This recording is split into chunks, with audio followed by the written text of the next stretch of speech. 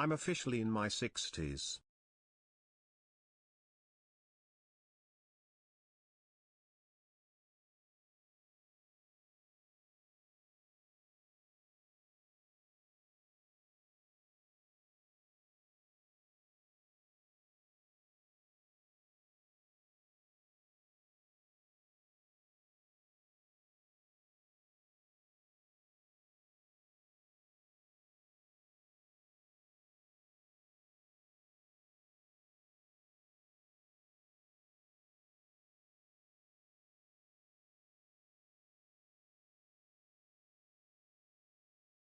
We missed you and your streams. This run is very entertaining. Good luck, man.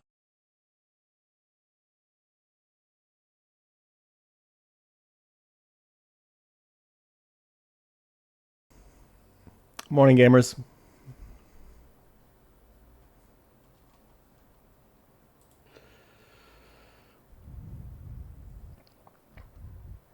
How's it going? What's up, pChal Weekly? Hope you guys are doing well.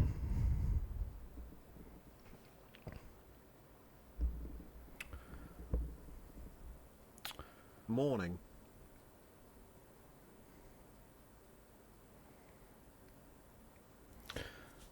Short stream today because we got D&D later, and also we're doing a sponsor segment in the middle in a bit because I haven't been streaming in a while. Listen, okay? I came back and I streamed, and I thought I was doing better. Dad finally came back from the store. And I got way worse. And then I got stuck in this loop of like being in bed for like Protector, hiatic, but most importantly, he know when to sack 07. with like fever, and then I woke up and then I slept for like 12 hours, and then my sleep apnea got really bad because it flares up a lot when I get sick, so then I didn't get any proper sleep, and then I slept for like 16 hours, then I wake up and it's like 10 p.m. and it's like, the fuck do I do now? And then I got like really depressed, and I watched like StarCraft videos on my phone for like 16 hours, and then I fell back asleep. And during all of this, I kid you not, I had every single time I would fall asleep, I would have nightmares about wiping and Run&Bun. So every time I woke up, I was like, fuck, dude, I wiped. And I have to fucking do everything again. It's going to take so long. And like small ants ahead of me now and shit like that. It's like, how the fuck do I even... So, and because you ever have like recurring nightmares that are so frequent that you start to just believe? So I just like go through like half of my day thinking like, fuck, dude, I wiped, not realizing that I hadn't. Like you have those dreams where like you fucking think that you have to go back to school to take tests again to like get your degree or whatever. And you have them so often that you start to go through life thinking that you don't have your degree or whatever. Anyway, man, that's been my past like week. It's been really bad, mentally, physically. But I made a really nice fucking watermelon feta salad today, which got me going. I got outside the house. I walked around. It was also disgustingly hot the last couple days, so that was that. But then today it finally rained, so... All that to say, woe is me. I'm so, you know, poor millionaire streamer, blah, blah, blah. You get it. I also have done no work on this fight that we've been prepping, and I forgot everything that we did in prep last time, so we have to redo all of that. But that's neither here nor there. Also, this sponsor stream that I'm doing today, I was supposed to do like a week ago, and everyone's really mad at me, but... In my drawer with the original mailing envelope, Lamau. It is what it is. Anyway, let's make this one count. Cat sitting very comfortably around the campfire with its friends.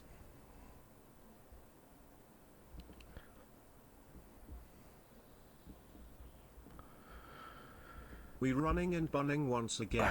Okay. Spain versus China. I didn't even really watch the game, man. Anyway, I'm glad to be back. Cool to be with you all. It's nice to see you again. The fucked up thing too was I was really excited driving back from Fusion, or like one of the like things I had during Fusion, one of the epiphanies, the festival I went to was like, fuck, I'm really enjoying this run and I want to like hardcore no life, like 6-8 hour streams of Run&Bun. And then I just got completely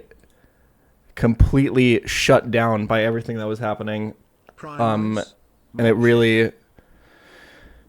So we'll get back on it slowly. I really want to keep going. We're so close to a breakthrough in this run.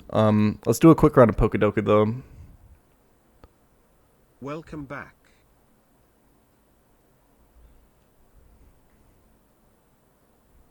It's 34 deaths a lot or about average. From every run that I've seen at this point, I think I'm on the high end of deaths for sure. My box is pretty thin.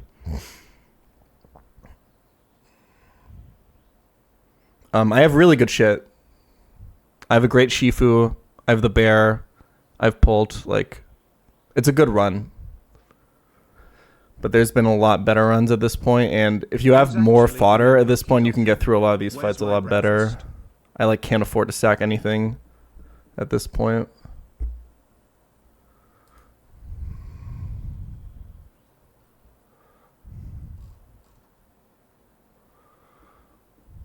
I had one idea for this fight, but let's do Pokedoku real quick. Anything special for your eventual 10-year streaming anniversary? Welcome back. That's in like Good to see a year and a half, right? Better. Probably not. I don't ever do anything for anniversaries, man.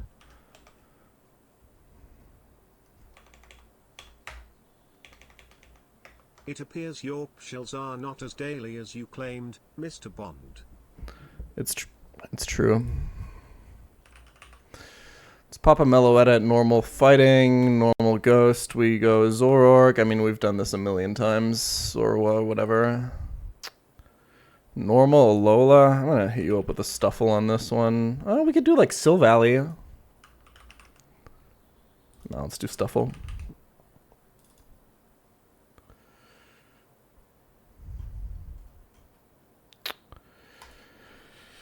Sneasel, Hisui for poison fighting. We've done a lot of these.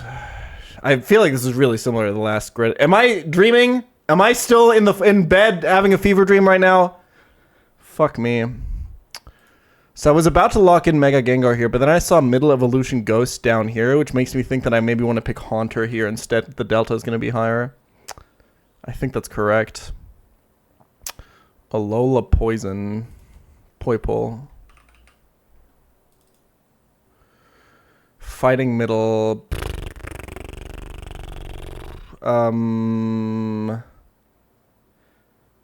Is the middle stage of Quaquavel, is that a fighting type Quaxwell? I'm not sure. I'm trying to go by the late gen starter meta. What about Quilladin? Is that a fighting type? I can't remember. I'm picking Pignite.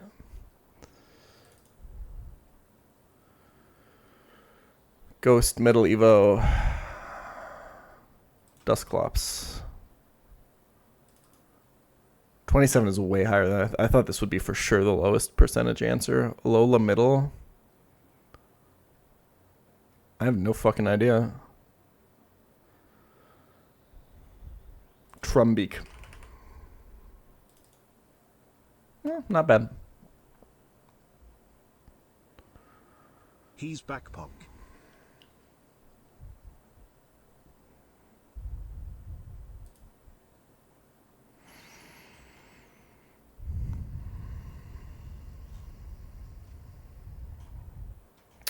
$152 out of 125. That's fine. Graveler Alola is a good shout. Dual Blade. I would have thought, dude, Dusclops second highest is crazy. I thought I was Giga Brain with this answer. Never mind, I got washed. There's only 5 middle stage ghost types, TIL. Yeah, Palmo makes sense. Pignite second least. That's crazy. Okay, I cooked. Nihilego makes sense, but Poipole was a good pick. Haunter, I predicted correctly. Although the delta with Ghastly here is not even that high. Yeah, it's not that great of a pick. Sneasler, this is fine. Silvally would have been the play, apparently. I don't know how that's possible. Ooh, Stuffle was kind of not the pick. Okay. And then this is fine. This is fine. Okay.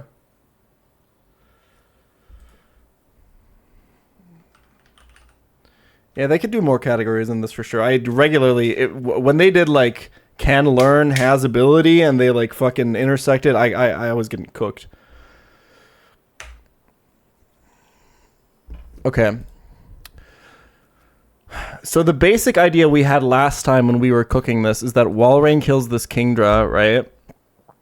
And tanks a move from it, and then you always get Rodom, and then you get Rodom random move, and then you like pivot through Dragalge or something. And then you can do a couple things. One thing that I was looking at, so if we just follow this regular line here, where let's say we pivot and then we go to, we confirm Leaf Storm and we go to Salazzle and we just kill this, right? Let's just say we kill this. I believe we would next bait exactly Durant for a guaranteed killing move. And then we would do the Magnezone switch, because it should never be Leech Life. And then we just kind of tank and we kill and we're like a random amount of HP.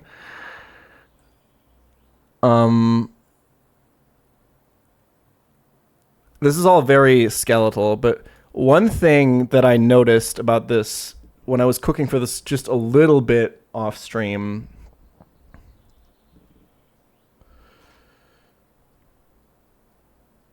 shut the fuck up, Cappy, is that you can kind of stall this out of PP.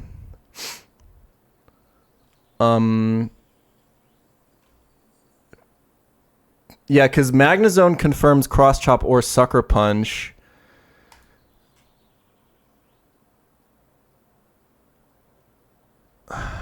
But then it gets complicated because of Sucker Punch AI, right? But like, there's a basic idea where switching between Dragapult. Well, yeah, this is switching between Dragapult and Magnezone basically means you can stall this out of PP. More or less, right?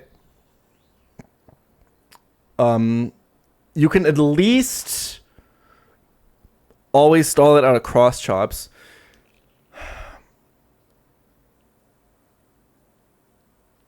Holy. So one thing I was thinking you could do, at least in theory, because you could cut this Dragal. No, you can't cut the Dragalge, but if you go to Rhyperior when this is out of Cross Chops, you can kill it while taking minimal damage. I do believe that this can Swords Dance on zone, which complicates things. Well, as long as it has Cross Chops, it should never, because it'll see fast kill. Well, taking minimal damage, and then you could, but then it gets, I was basically thinking like take minimal damage and then somehow get Gudra out of it, but you can't really. But there's something here. I think stalling this out of Cross Chops is probably the answer to solving this fight. It's a really complicated fight. Basically, the only way I've found that we can beat this Dreadnought, there isn't even any Sticky Whip setup or anything we can do. Literally, the only thing I can do to beat this Dreadnought is if I can lock it into Head Smash and then go Rhyperior. Right?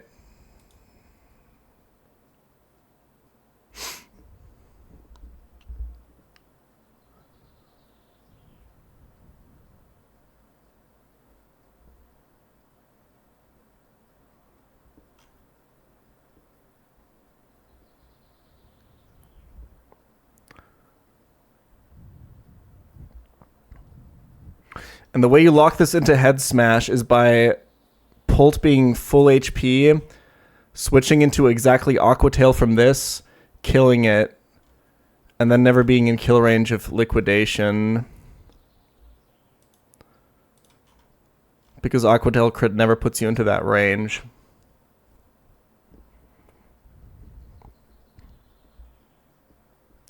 So that kind of works.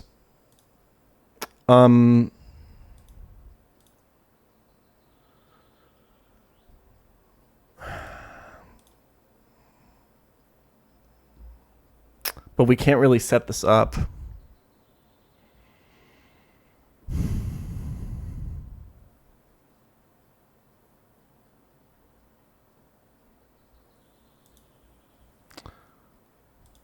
Is this from the Roxanne fight? I watched the Roxanne fight. Yeah, I watched this. This was super unlucky.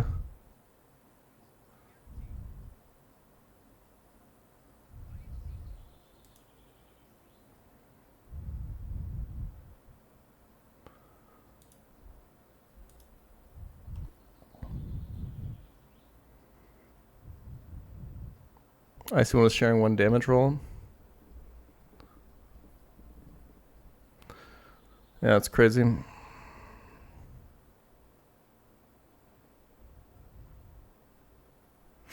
I mean, yeah, 3 deaths on Roxanne isn't ideal, but like, he's been killing it. It's really cool to see. Thank you, Steph.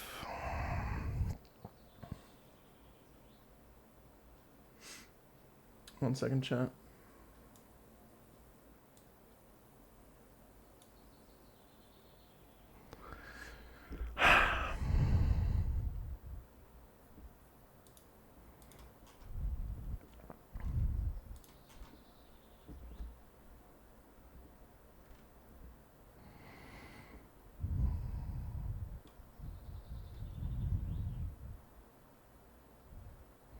If we can somehow slot compress here. Is there any way Dragalge could kill Toxicroak?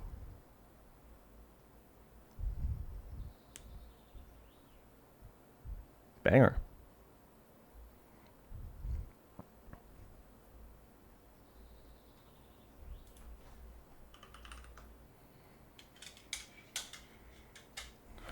But I mean, that gets me...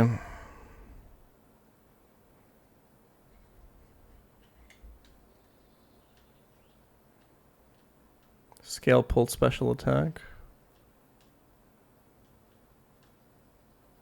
How does that help?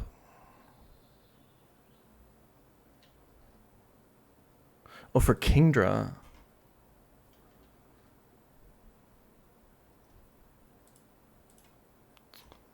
I see. Yeah, yeah.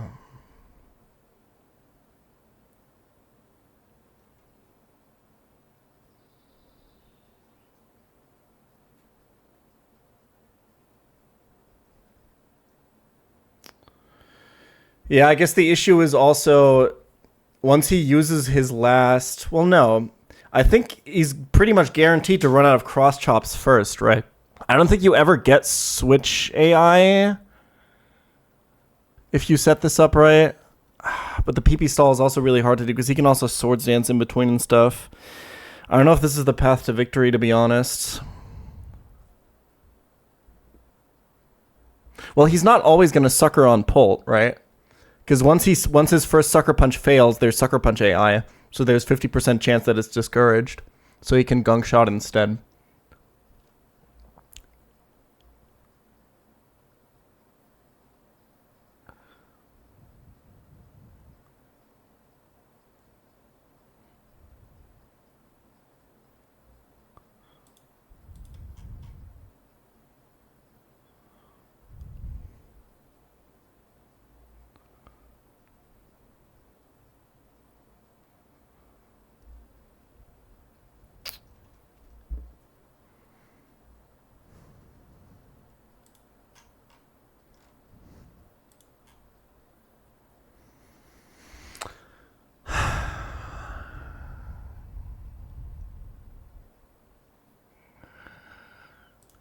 This is really hard.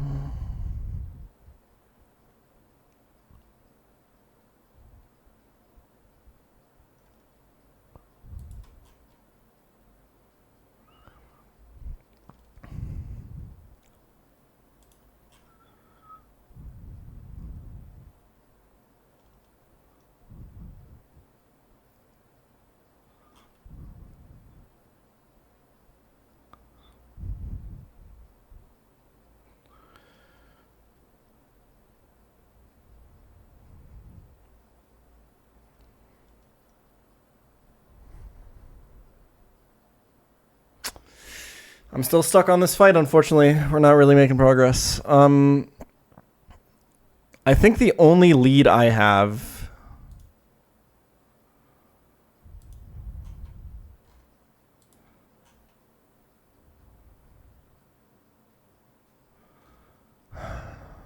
Like, even if I do this, where I kill this with Rhyperior after stalling him out of cross chops...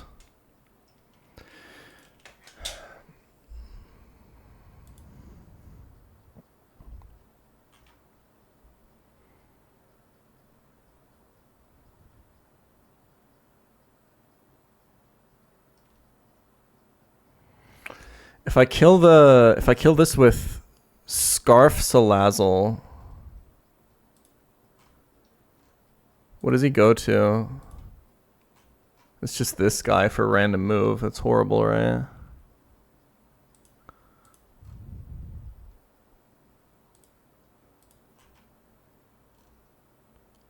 It's extremely horrible. We had like Nidoqueen stuff.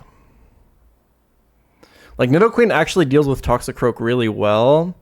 There was like a line where like, I think there's a way to deal with this Toxicroak with Nidoqueen where you always get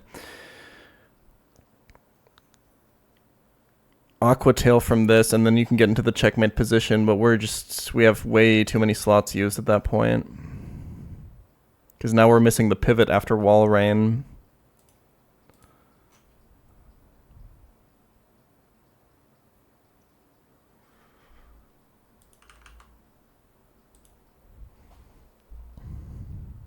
Like, even if I go AV at Walrein, it's random move from Rotom, right? Wait, is it, though? For sure, right? Yeah. Because all he has to do is crit this to send us to 55.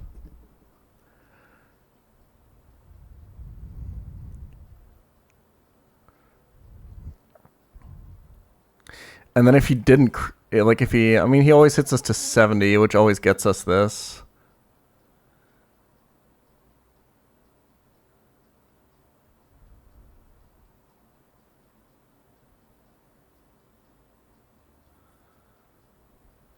Yeah, you can once you stall him out of cross chops, he can switch on Magnezone.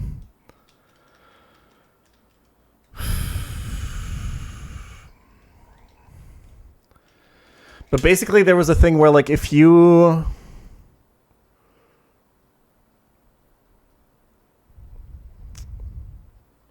But once Pull takes a little bit of damage, you can't guarantee the move from Dreadnought anymore. I have no other ways of checkmating the Dreadnought, right? I can't. The literal only way I have to beat this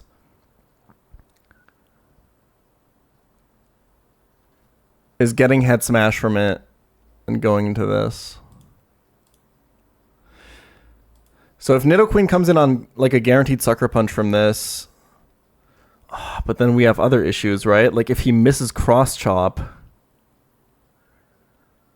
Oh, this sucks so much ass, bro.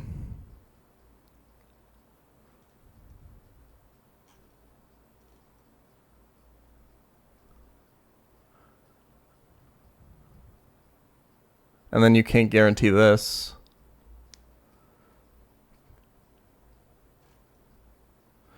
Do you get more satisfaction being able to withstand the endurance of so many fights or solving individual puzzles? It's solving the puzzles. When you see the line, it's super sick. It's one of the coolest feelings. Is there a way Urshifu can always beat this? I mean, Scarf Urshifu if I can get webs up, I guess. We had a really convoluted line that got webs up, but it cost way too many slots.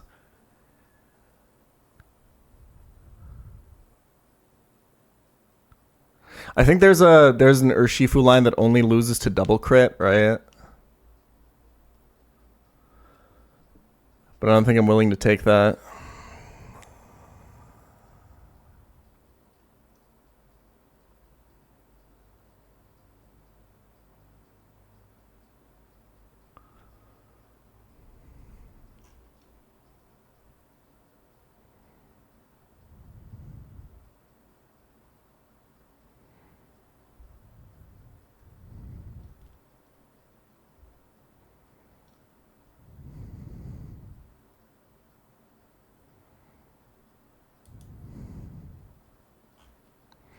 You know who would go crazy here?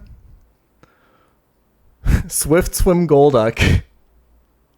Guarantee liquidation. Hit him with a natty gift. He's back.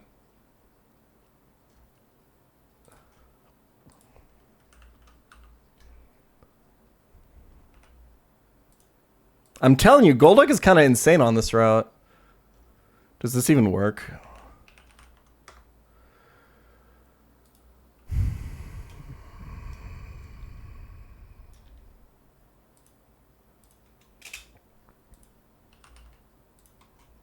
That's not nearly enough damage.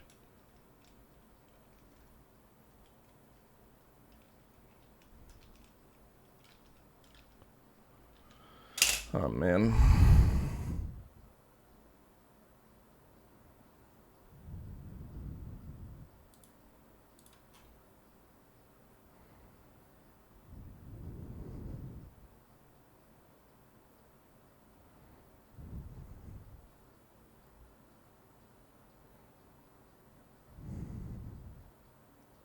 I can get Dreadnought early, but only with random move. The only way I've found so far... Okay, how else can I... If I guarantee Leaf Storm off of Rodom, who else could kill it while being, like, high HP? Let's think about that. Maybe Durant? Yeah, Durant could work.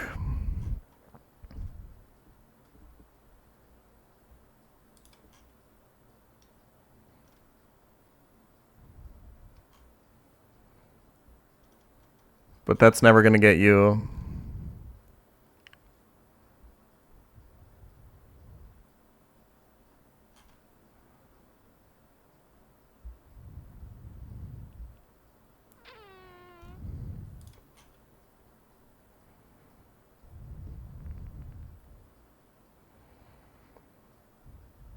I think you can't even pre-damage for Swarm, right? So you would need damage boost first impression, which means you would just get enemy Durand, which is exactly what Salazzle gets you anyway.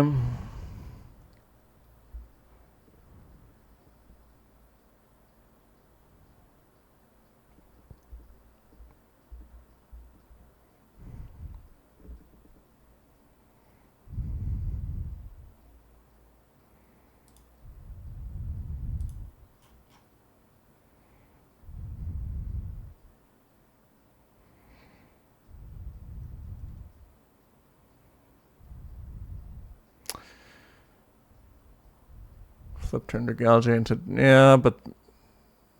Even killing this with full HP Durant doesn't guarantee you anything, right? Because he can still see kill with liquidation. Oh, man. There's like the fucking Encore Webs line. You need like... Galapagos tortoise shells have different shapes depending on the island they're on. Older, flatter islands have tortoises with curled back shells around their neck to reach the tall cacti. Newer mountainous islands have tortoises with... Nice.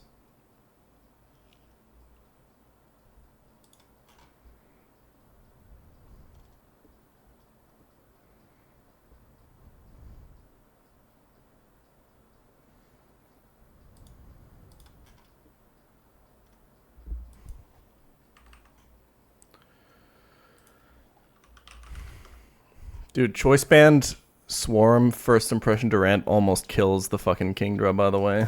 It gets really close.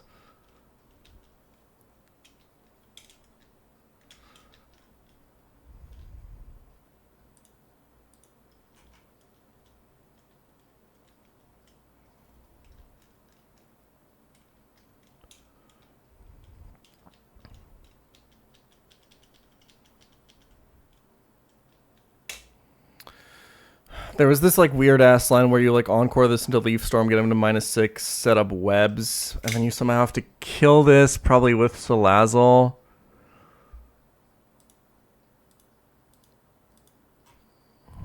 But then Fimp is a problem, so you can't like chain. And then you'd probably just get like this, and then it gets really awkward. This is kind of not it.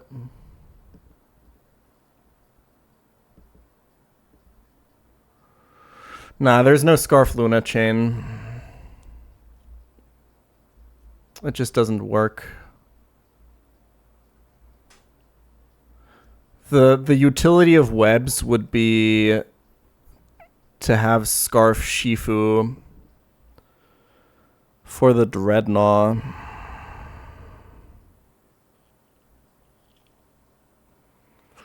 So you do this like whole chain of setups. Let's think through this.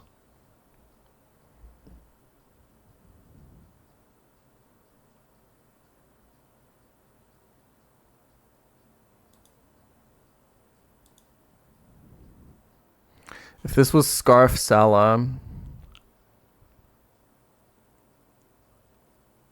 We War Fusion. was sick, Buddha.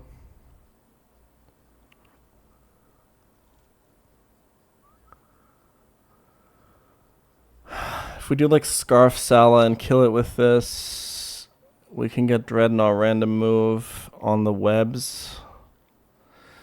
But we've committed so many slots, we have to chain everything with the back line, right? This is definitely not it.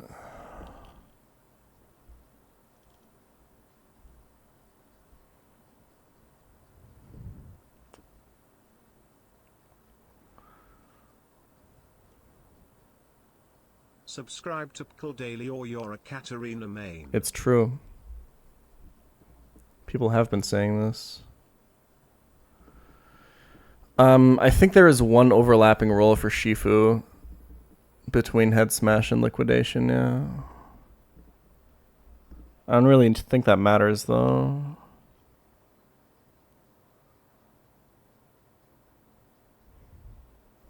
Dude, people have been talking about the small ant run and bun run. Nobody's brought up the Yamato's death run and bun run, okay? That's where the real content is at.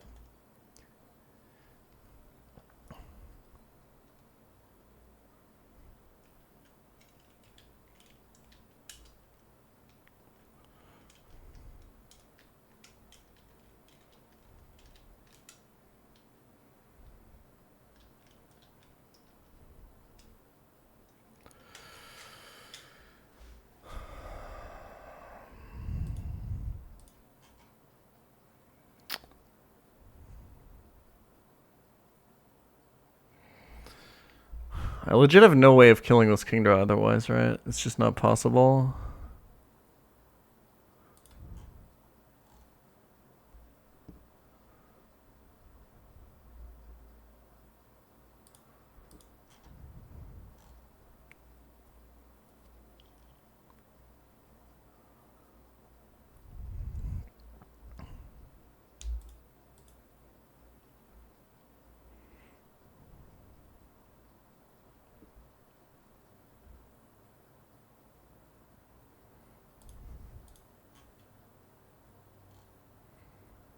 It has to be Walrein.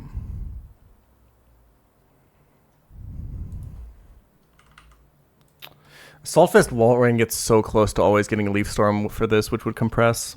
Because I don't need the pivot anymore, and then I can do a lot more shit. Like, the fact that I don't get a consistent move from this fucks my entire line so hard.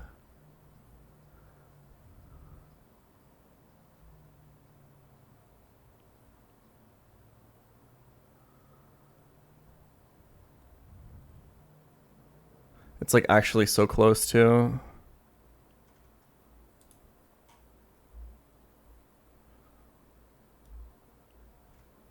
I mean, you would go to 64 if it didn't crit, right? Yeah, as long as he crits, you're fucked.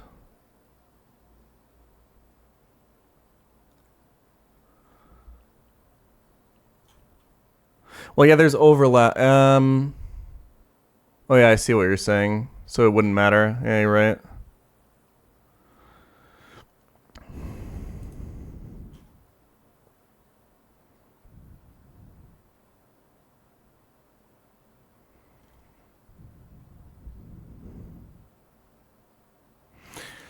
If Pult takes this incoming damage, first of all, we have to go Lum. And then we can't do the setup anymore because we have too much. We've taken too much damage. When we come in on Aquatail here. Can you explain the whole current line? I don't have a current line. I'm trying to figure out how to do the back line. Like, the only ways I have of dealing with Dreadnought is A, full HP Rhyperior and he's exactly on head smash, or B, if it's random move,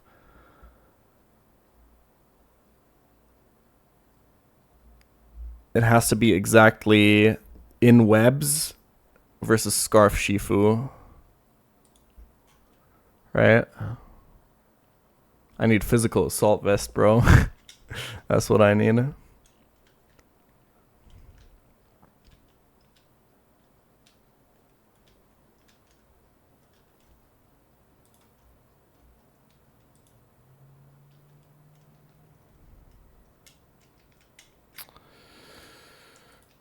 No, you can never get consistent move from Rotom with Walrein.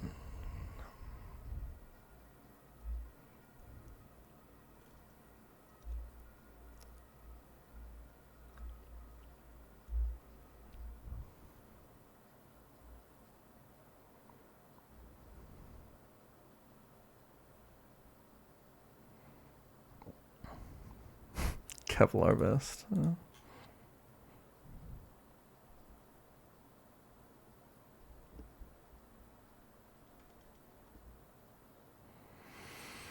If I scale special attack on Polt, I really don't want to do that.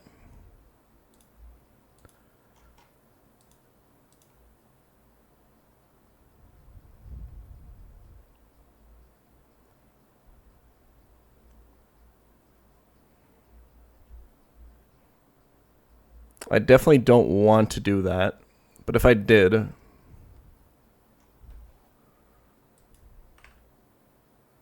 can I do it with Candy, by the way? Candy would also work. Wait, no, that would be with scaled space. Yeah, I would have to scale.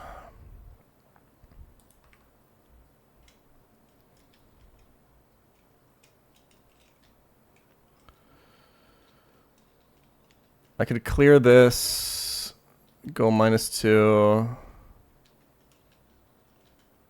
What am I even baiting? I outspeed everything, right?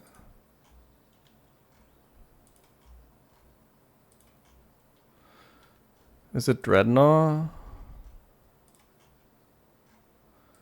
Yeah, this would solve everything.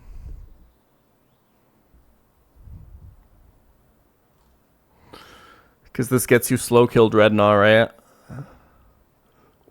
And then you just go Rhyperior. And then you get Rotom. And then you can go Salazzle. And then you get this. And you go Maggie. And then it's just a 1-for-1 trade on all of them. Like, you don't even need to slot compress anymore at that point. It just solves everything. Special attack skill on Dragapult is not that great. It's okay. I really don't want to do that. But, like, genuinely, I don't see a lot of options.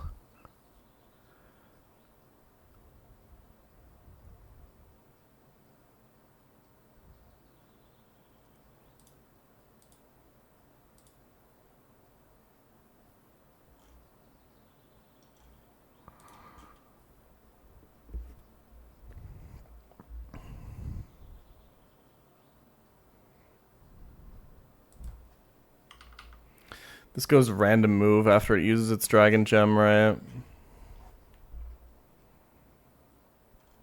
So you can't just go Pult after, like an Icy Wind.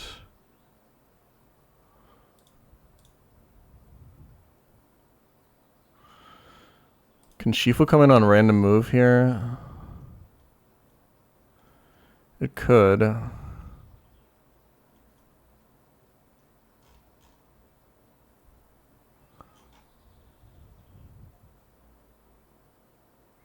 It's not like you kill it. How are you? +1 speed? Scarf.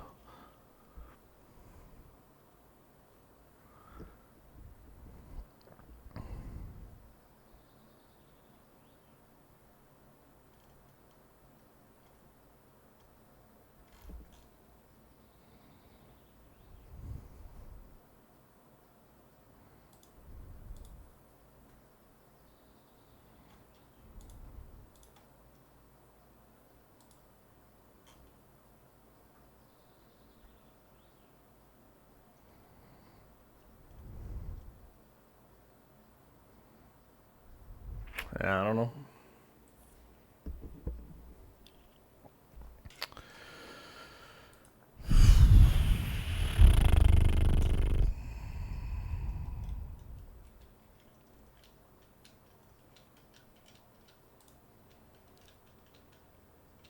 The only imaginable opening I have is either a Scaled Dragapult special attack or Walrein. There's nothing else I can do on the Kingdra.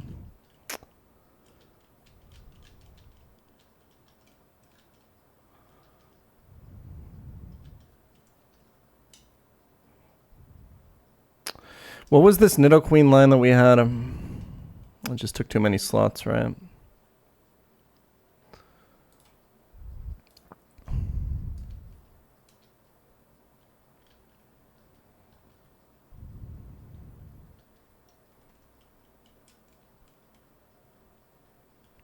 God, it's so free if I scale Pult. Like it's actually completely free. Nah, because it's random move from Rotom, so Leaf Storm can put you at like fucking 10 HP. Yeah, it's actually so Omega free, because you kill this, you get this, and then Rhyperior takes, and then you get this, and then takes, and then Magnezone takes, and then I think you can just go back to Pult and kill. No, because you get Sucker Punch here.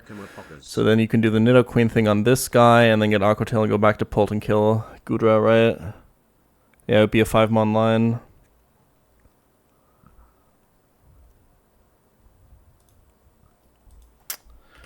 Is Freeze Dry on the tutor? Doesn't matter, I have nothing that learns it.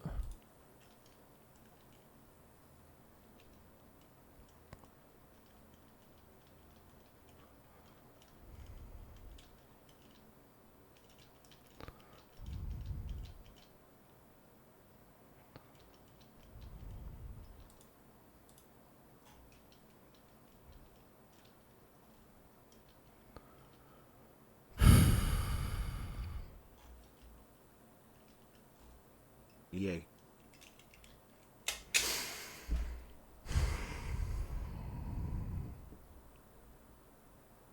You look like a buff version of the Liquor Store 352 guy. Well, whether or not I'll ban you depends entirely on how accurate this comparison is. Let's see.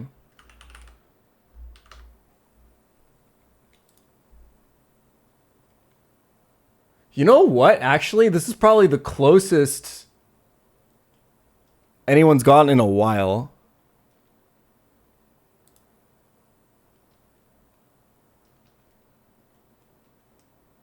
He has like same facial hair structure, very similar hair color. I think he's more buff than me though.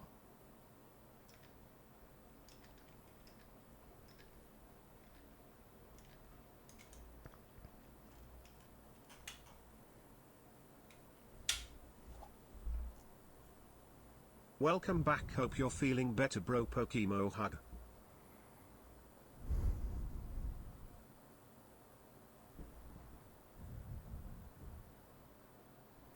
Are you buff? I wouldn't call myself that. I got some muscles from climbing, but I haven't lifted in really long.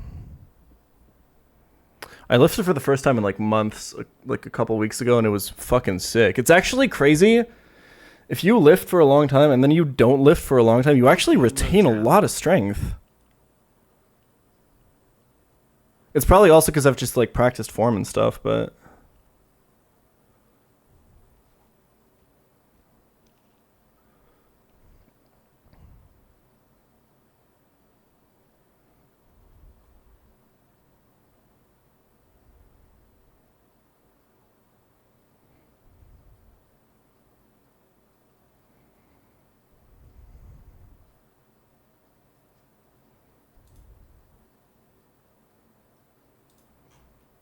I mean, pump from this. Yeah, it doesn't even work.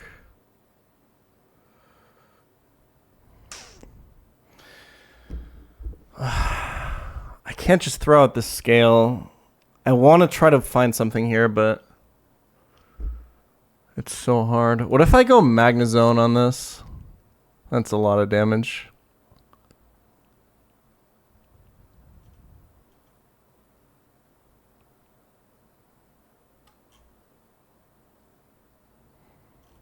Got the one overlapping roll too.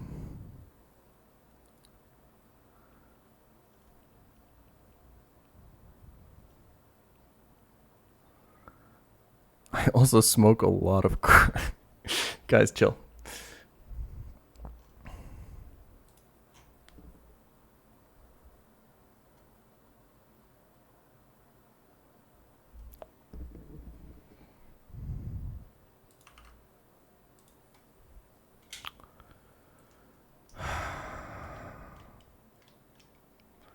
Are there any drugs that can enhance Nuzlocke cooking ability? I recommend you look up methylphenidate, my friend.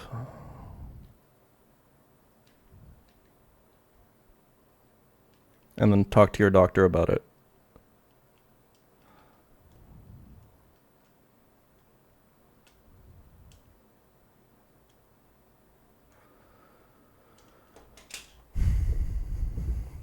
It's just, I'm basically, if I don't scale the pult, I'm locked into only this wall rain opening, unless I do some crazy shit.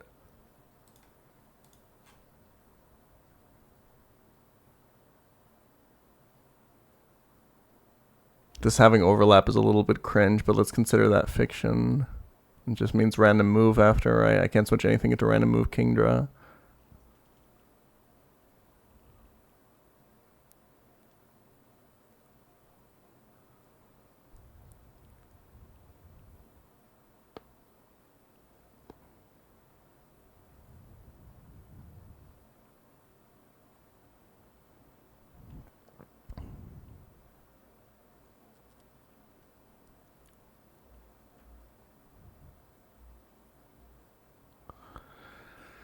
Dragalgic kind of does stuff versus Toxicroak a little bit.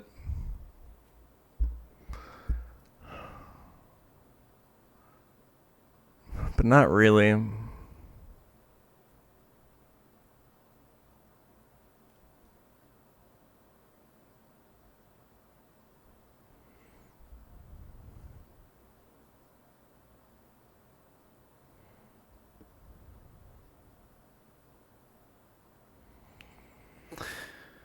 I'm not gonna lie, I'm not really sure if Adderall helps you perform in gaming if you don't have ADHD. At least I've never seen like any, or read like any studies or anything that would suggest that.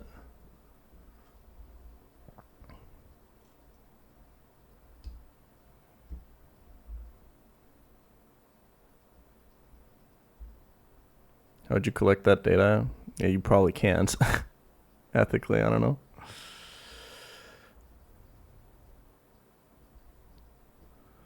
Hell yeah, Yimit. Sorry, you don't like that one, Yamato. Good to see you, Daniel. Glad to see you on the grind, man. It does, I can confirm. Yeah, this is what I mean. It's like, we've got like anecdotes about it, but I don't know if it's backed up by anything like actually factual. So, I'd be careful. There's a lot of misconceptions about these kinds of medications. Government officials should be wired on Adderall 100% of the time. Not like they'll get flagged for performance-enhancing drugs. Yeah, Danielle, it's just an office job that you clock into every day and have to do. You have to like sit down and actually do the work. It's definitely not like casual gaming.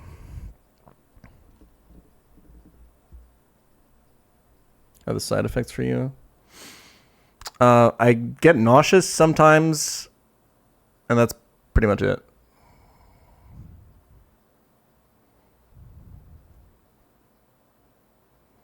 Also, some days I get like really fucking horny for like no reason, but I don't know.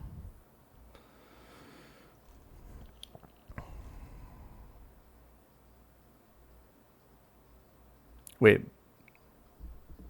Cut that. This is a sponsored stream, I forgot. I apologize.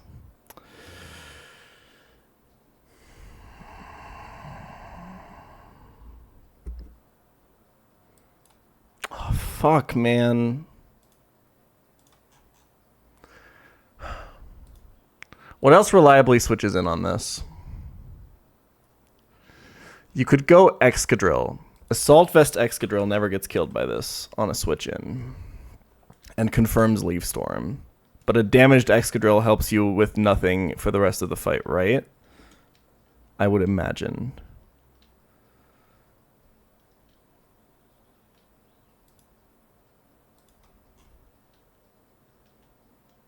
Yeah. Definitely not an Assault Vest Excadrill. If you do the pivot with Pult, it means you have to expect your Pult to be 50% and no item.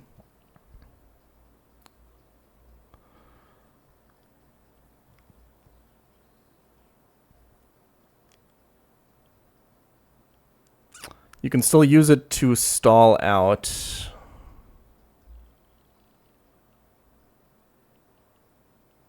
The Toxic Croak. The fact that Gunk Shot and Cross Chop can both miss are actually like really unfortunate here. But if you do this pivot and you just have like this 50%, like the problem is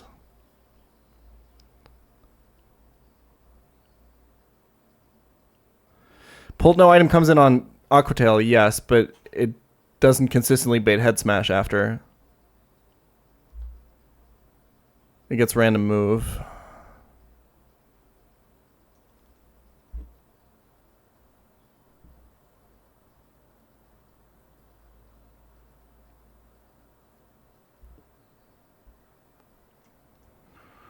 Saltfish Gyarados with Icy Wind on the Kingdra.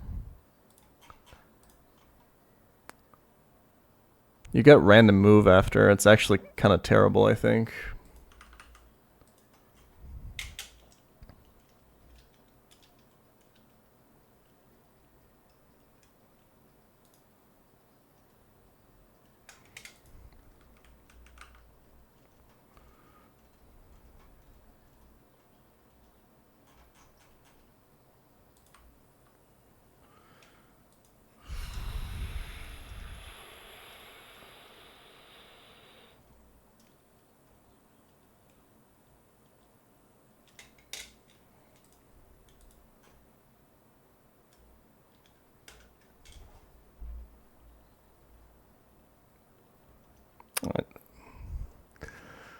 Is there anything else that kills Durant?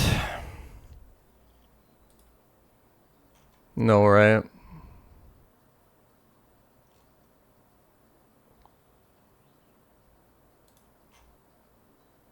Shifu.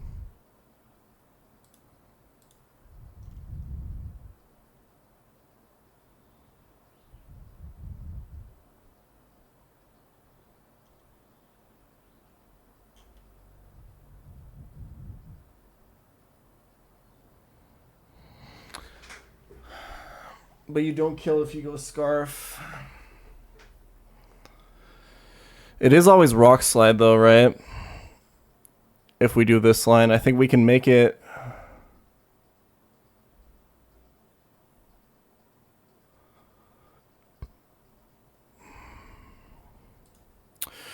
Dragalge AV. We can go back to the line where Dragalge kills the Rotom. But the problem that we had with that is that it's like impossible to get a consistent bait. Right?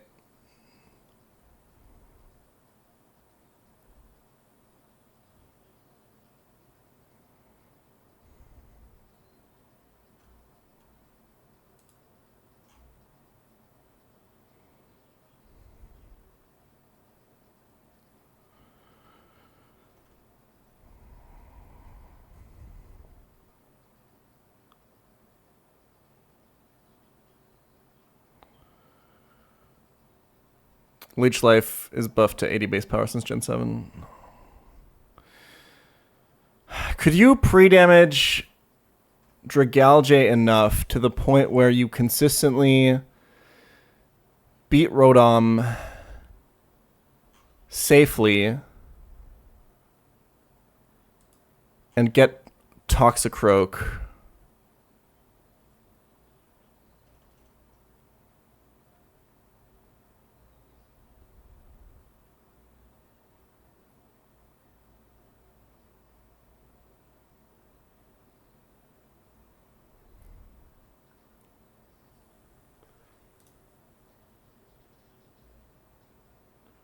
Let's do this set next.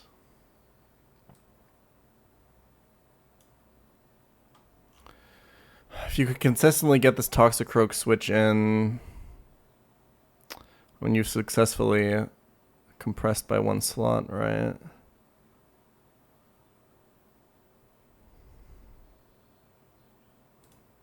Dragalge is just so inconsistent here for the Rotom.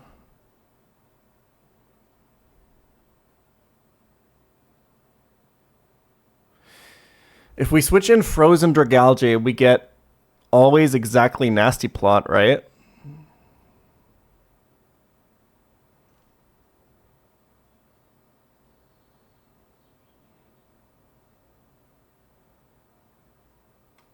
No?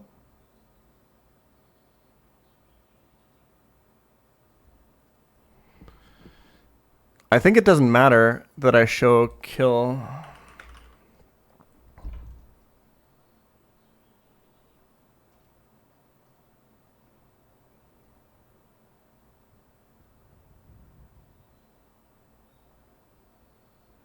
Because I think if you can want to KO...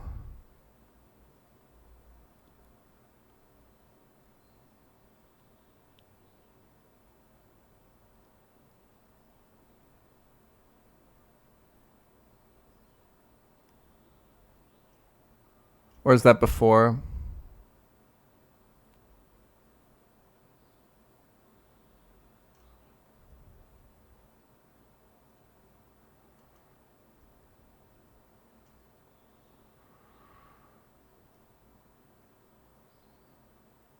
Where's the rule for the slow 1 KO?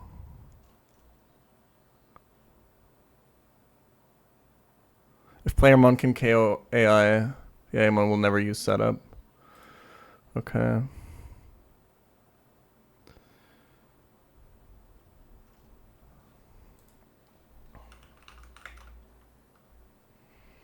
We could delete Sludge Wave and replace it later, or replace it with Sludge Bomb, which means we lose Sludge Wave forever, making Dragalge like a little bit worse, but...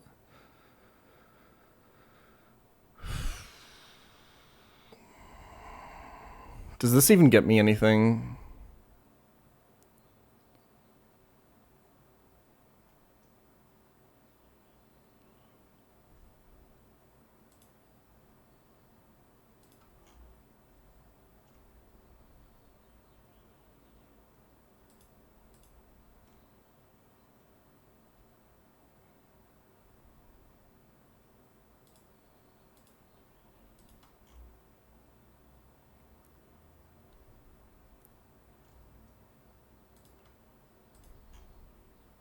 This has overlap anyway, right?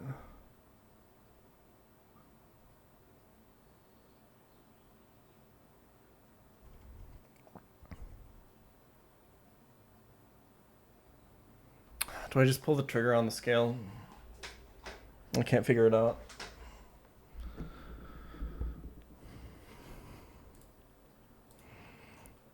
Is there any way I can get like a consistent switch in here? If I could get this, I don't even get a consistent move, right? Because this has overlap.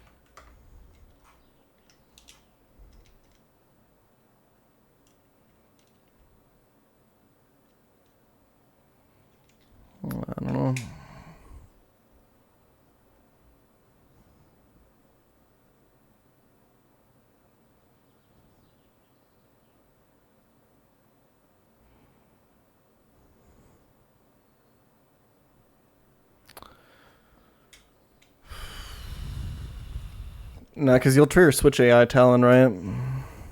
You can definitely stall out of cross chops. But I think nothing more than that. Because Sucker Punch AI will put it into... If it's out of cross chops, then it can get put into Sucker Punch AI on Magnezone, right? Well... Yeah, for sure.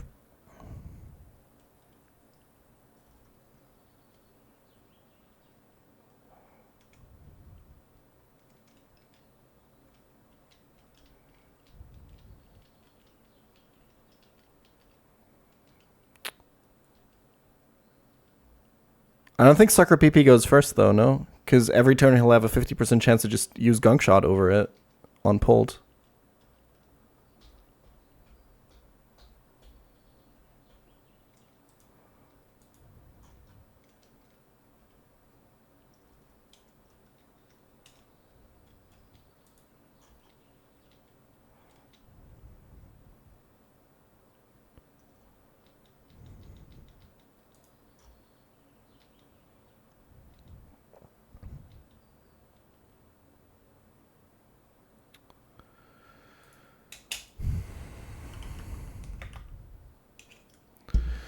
Whether the Sucker failed or not last turn does not affect its score in any way. If AI used Sucker Punch last turn... I see what you mean. Maybe?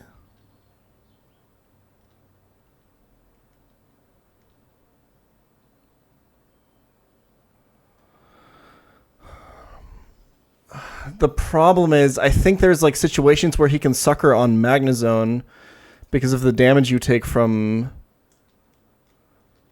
the Durant, in case you get like crit.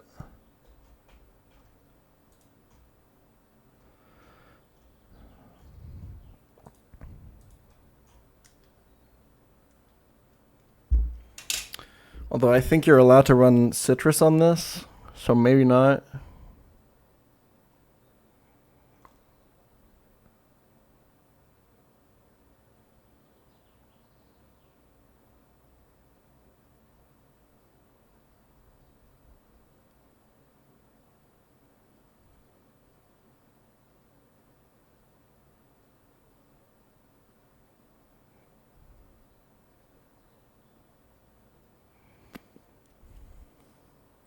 I agree that like the path to victory is probably some sort of Toxicroak PP stall, even though I haven't really figured out how I get there from this position. Because like, yeah, once he's out of cross chops, you could kill with Rhyperior, but then like you've probably taken too much damage. Because you need to take enough damage to get Gudra first, because you want to lock in Dreadnought Head Smash, right? But then that just licks ass, I'm not going to lie. Nidoqueen killing this doesn't even... It sucks so much, man.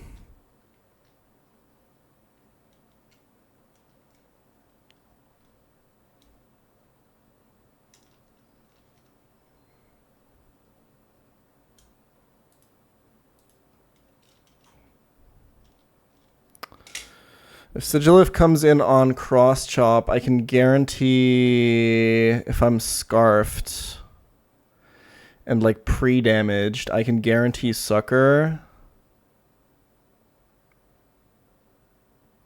Yeah, you don't beat random move Dreadnought with Shifu. Do you need webs or something? You can burn this Toxicroak. But like he's not going to die off a residual because of dry skin, right?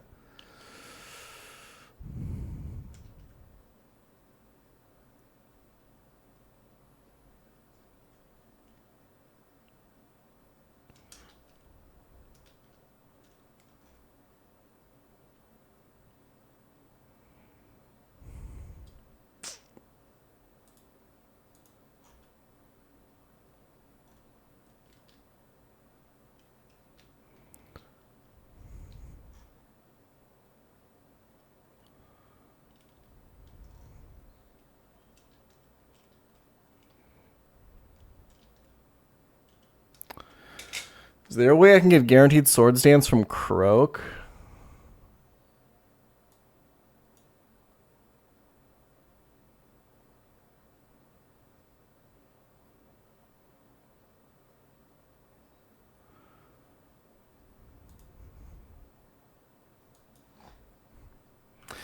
There's a way to set up webs, but it takes 4 slots.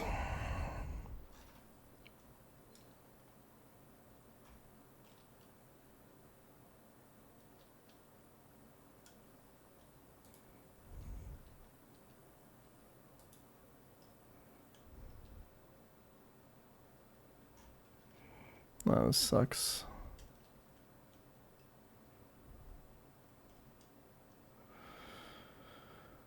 Yeah, exactly, Talon. I think I got to scale special attack on pull. I should just fucking send it, man. It's so free, right? Because the line is like Scarf Pult to kill this. You're full HP. You're baiting the next slow kill.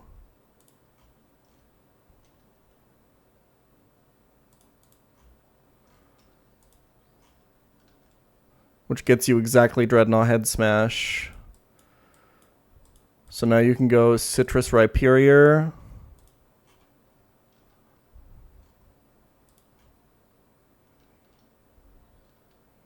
You can, I think you're pre-damaged to prevent double crit or whatever.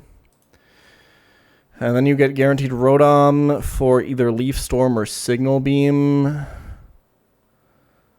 which gives you a fuck ton of options. Salazzle being one of them. Signal Beam would mean you have to go Lumberry. And then kill via Encore plus Sludge Bombs or whatever.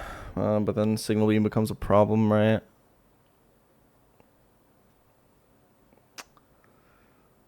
I'm probably going to do it.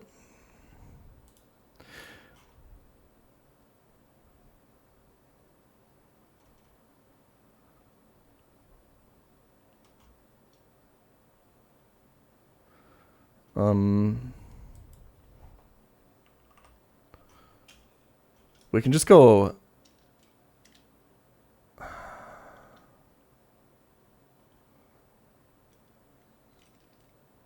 I think we can do it with Lumberry pre-damaged Durant, but then you get a random move enemy Durant, which isn't great.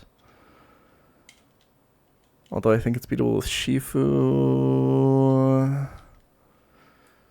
Yeah, but we have slots, right? You could even go Pult on this to lock in Leaf Storm and then go from there. Either way, you can win with Salazzle here and get Durant Rock Slide, I'm pretty sure. You beat with Magnezone, and then you get Toxie, and then you do Nidoqueen or whatever the fuck you want, and then you get Goodra, and then you either have another backup mon or you just kill it with Pult.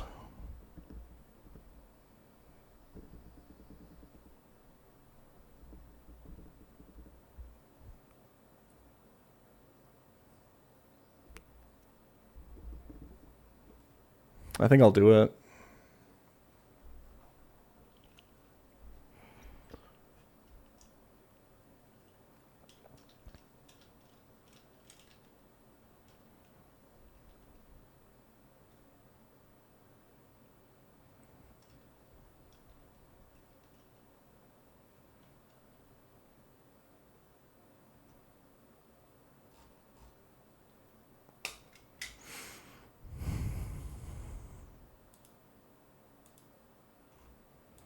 Okay, let's figure out the line exactly then.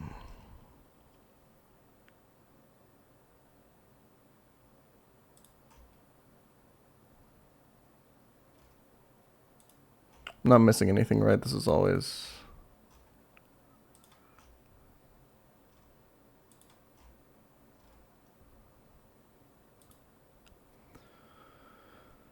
Okay. So we have to pre-damage Rhyperior so that Head Smash crit always puts us into Citrus, right? And then we're safe.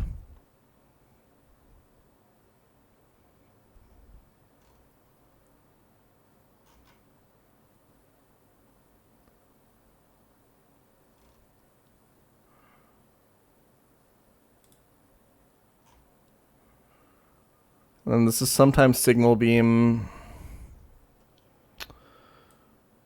Honestly, just throw Dragalge in there or something. if you confirm Leaf Storm here,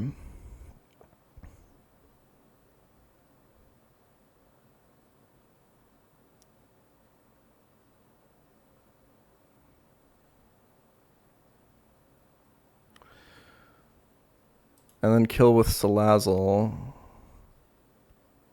by coming in on guaranteed Leaf Storm, you would probably just go Poison Barb.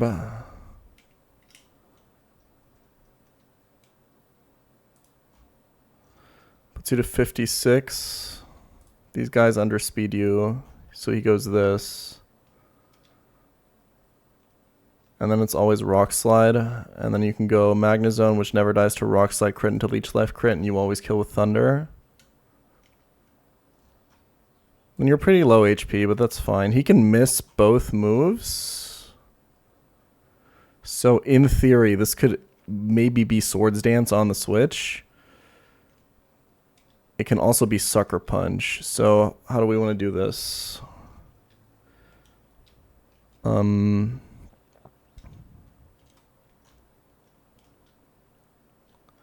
I mean, we just pre-damage by like 1 HP so that a Cross Chop always kills even if Durant misses us, I guess. And then we go Pult on what is exactly Cross Chop or Sucker Punch, giving us exactly Gunk Shot or Sucker Punch, which kind of sucks.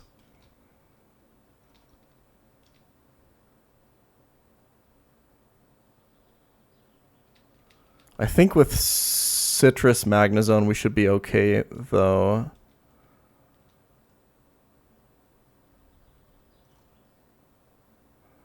Scarf Exca.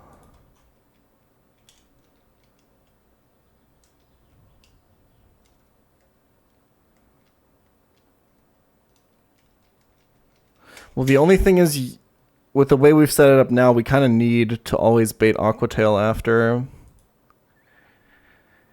Which means I need to lock in Sucker Punch on the Switch. But I think Citrus Magnezone pre-damage to 99 should guarantee, because the most he can do is like 88, 12, 37. Citrus Magnezone should always guarantee exactly Cross Chop, which means we can go this and get exactly Sucker Punch. Which means we can go to Nidoqueen on a free switch. I guess, and then the problem is if he misses the Nidoqueen, this can be Curse. Do I care if it's Curse? Oh, this can be Breaking Swipe AI, right? If I have physical moves. I didn't even think about that.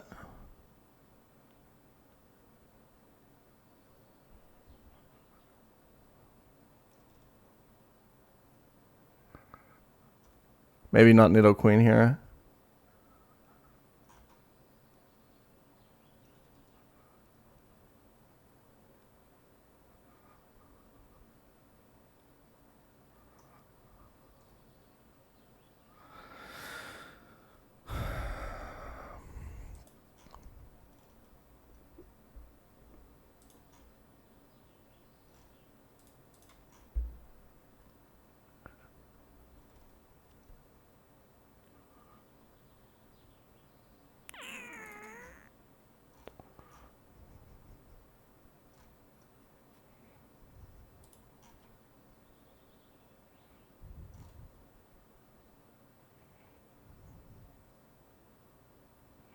It's kind of got to be... Because the problem with Scarf Exca is...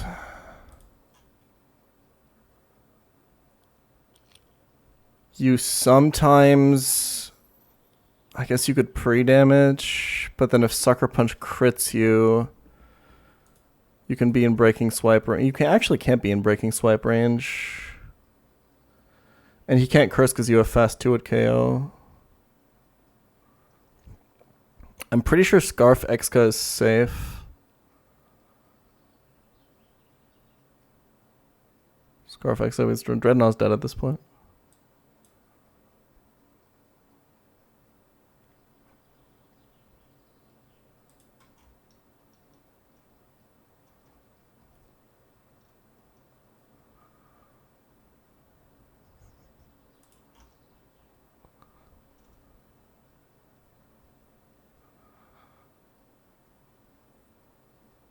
It's good info, Bina Maya. Thank you.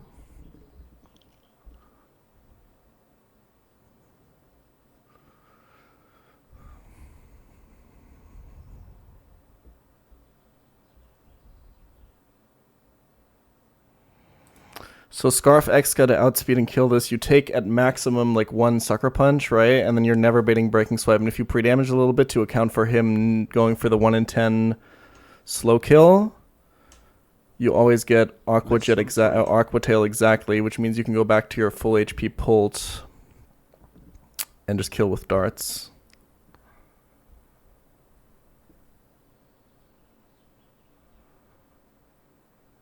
Because Pult is full HP, you don't actually need to get Aqua Tail either. As long as you don't get Curse, which you can't with Exca. So you don't even need to worry about pre-damaging. Because Breaking Swipe's not going to lower your attack as your clear body. Okay, I think this is it. I'm scaling special attack on Pult. Fuck it.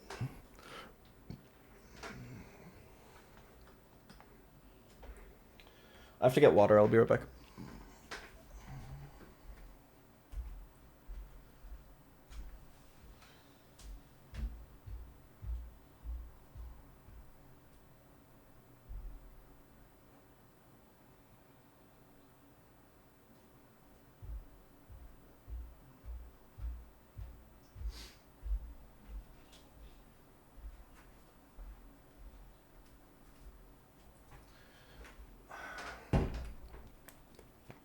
There's a super scary spinner on the way, right? I don't know if my nerves can take it, man.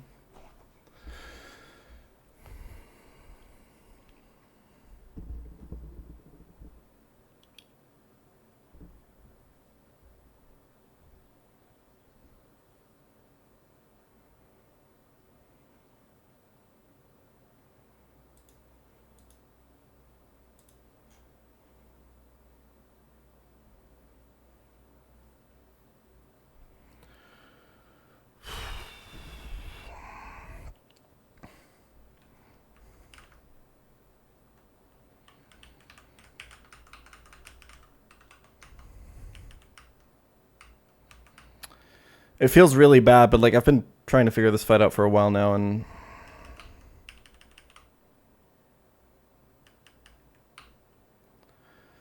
this line is also really inefficient with the Dragalge that's only there to confirm like a Leaf Storm that's almost always coming anyway, but I think I gotta do it.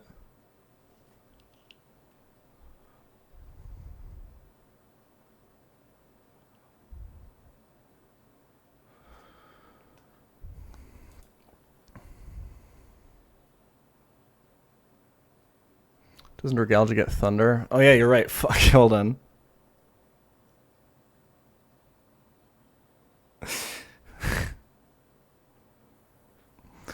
And we obviously can't go through. You would go Exca on the Guaranteed Thunder that Dragalge gets you. I don't think there's ever any downside. We have to think about if he can nasty plot on like this switch, but he can't because I show kill with Sludge Wave, right? So this is Guaranteed Thunder.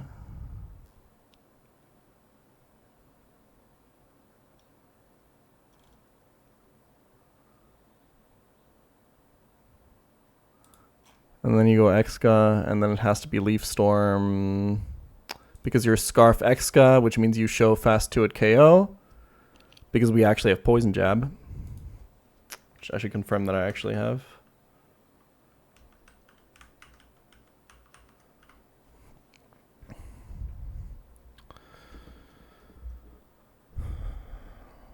And we don't have to do any of these pivots if Rhyperior is only in Leaf Storm range anyway. So on Guaranteed Leaf Storm, we can go Salazzle, Poison Barb, and just outspeed and kill this. And because we've only taken maximum a Leaf Storm crit, putting us to 56, we always get Durant Rock Slide exactly. And then Zone with Citrus Berry should always get us Cross Chop, and then this always gets us Sucker Punch, and the next guy comes in, and then we win. Okay.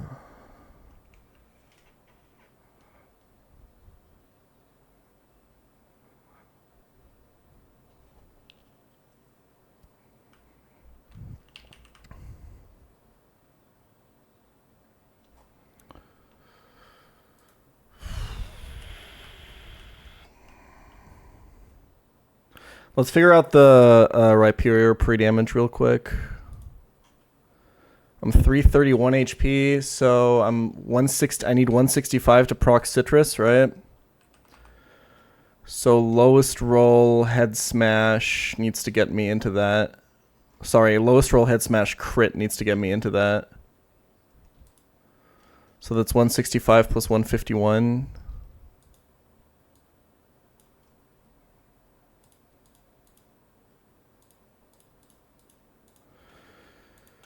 Rhyperior to 316.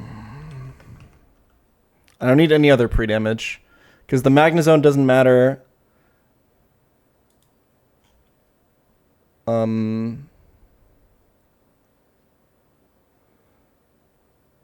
Is there a problem if he Swords Dances on Zone?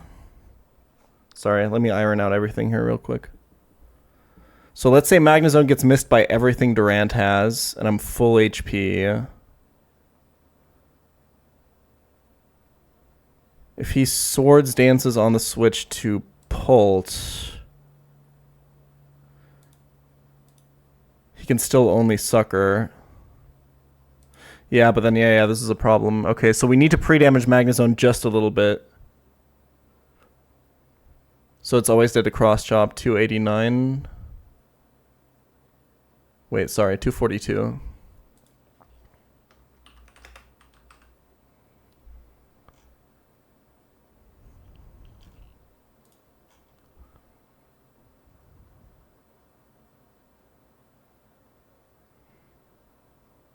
Okay.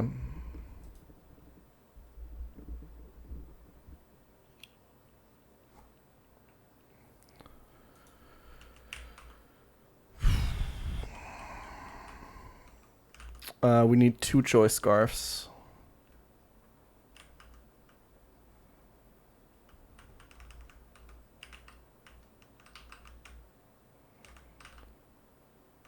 I don't need to teach anything, right? I got everything I need.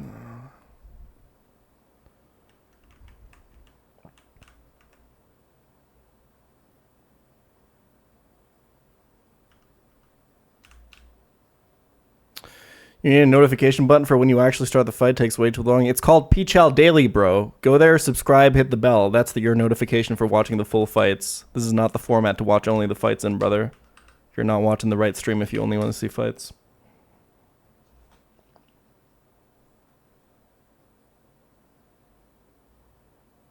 Correct, Wolf.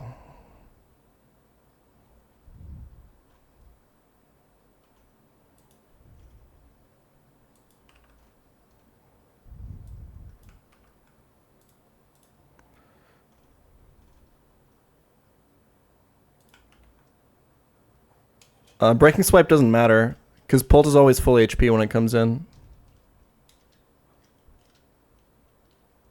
And Breaking Swipe crit doesn't kill Pult, and he can't get attack dropped.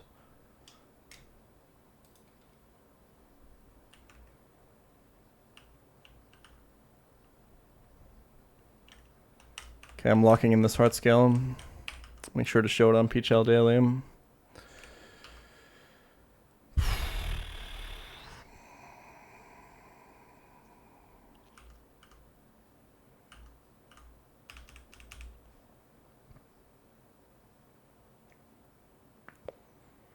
It doesn't feel great, but I can't find another lane on this fight. And it's going to get value over time with the Draco Meteors we plan on dropping. I think it's okay.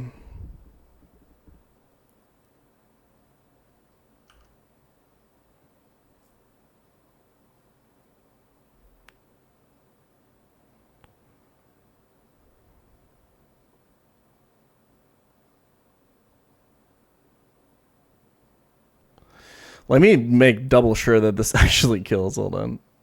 Yeah, it does. And we outspeed with Scarf. Okay. I think I have 13 scales left for the rest of the game after this. This really sucks before getting roamers and stuff like that, but I just can't find a way through the fight. I give up. Less than 3.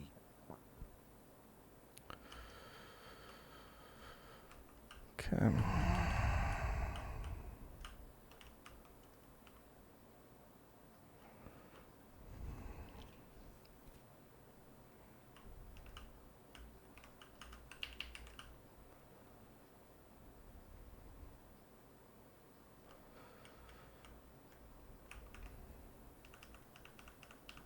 How many fights until box reload? 5.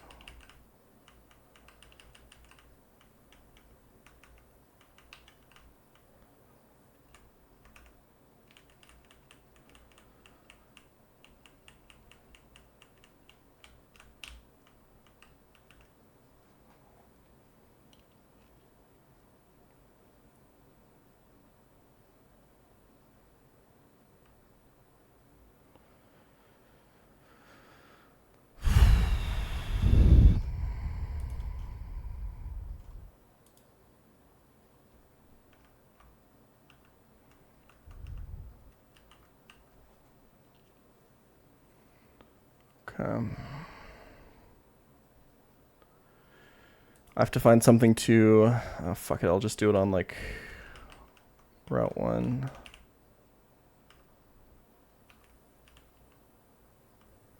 Appreciate your streams. Hope you're having Because I only need, like, day. 2 HP worth of pre-damage.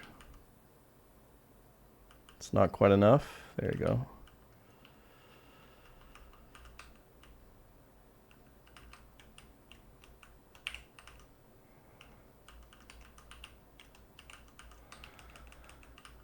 We gotta be really careful with the optional now.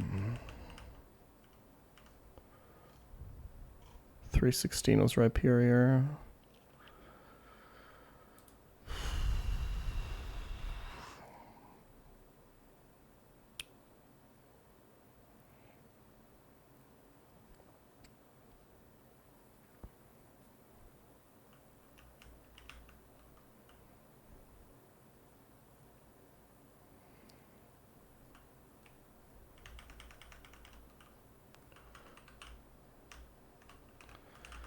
Yeah, I felt slightly box checked by this fight, I can't lie.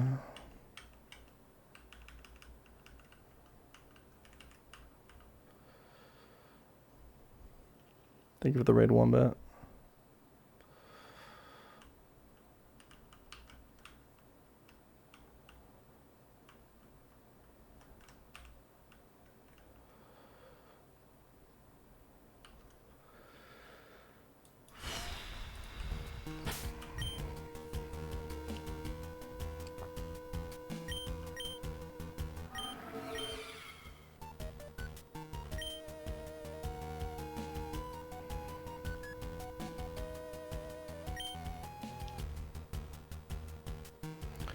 Rhyperior Earthquake always kills, right? Yeah.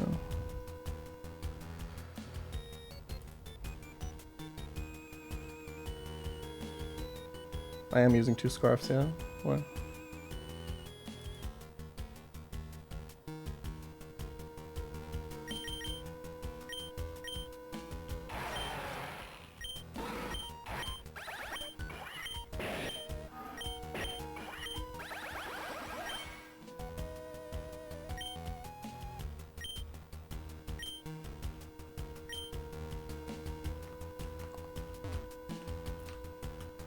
What does Scarf do? Locks you into the first move that you use until you switch, but Raises your speed by 1 stat, 50%.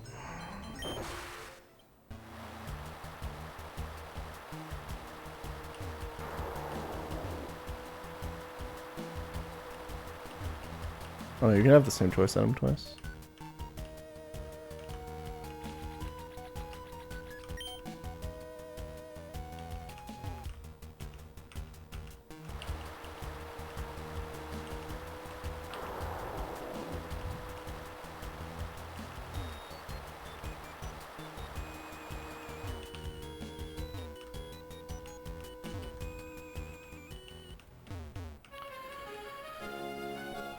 The scary part.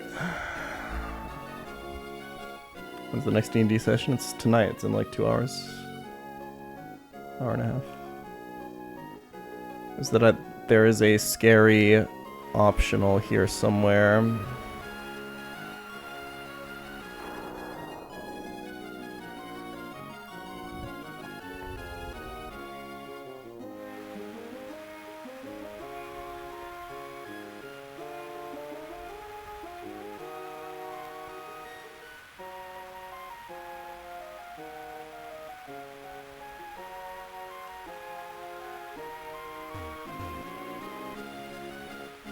Thank you for the gift subs.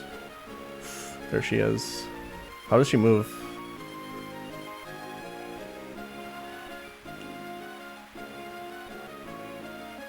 Ugh! I just almost stepped up. Holy shit.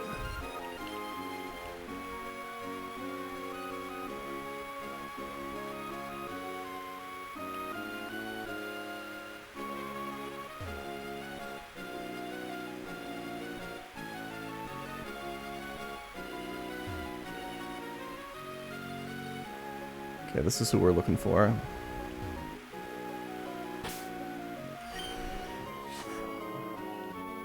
Jesus.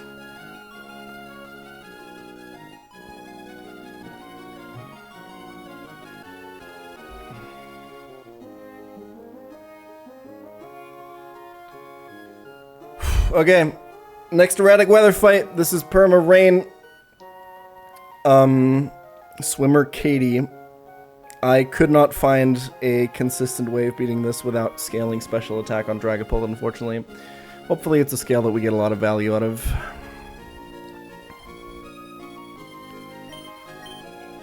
Double checking my items and stuff.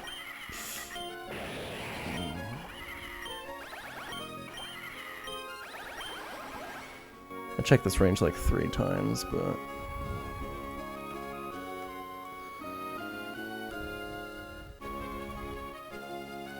yeah, we're Gucci.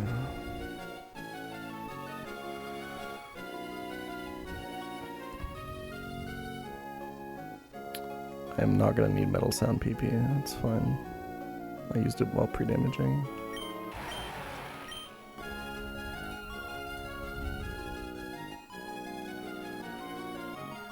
Okay.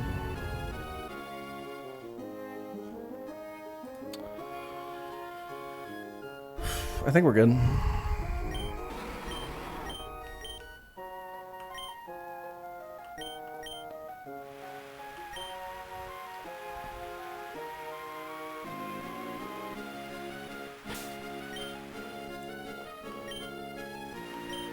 Sorry, I'm so nervous. I don't know why. It's because I've been having nightmares every night about wiping in this goddamn game, man. I can't take it anymore.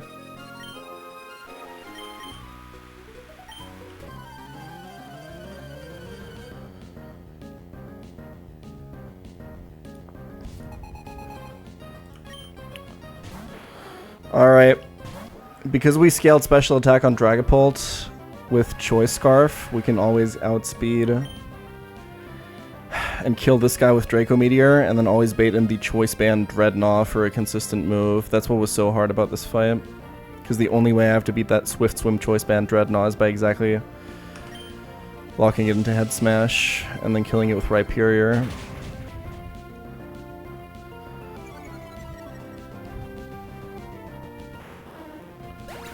So this should be Dreadnought for the only Pokemon that slow kills me.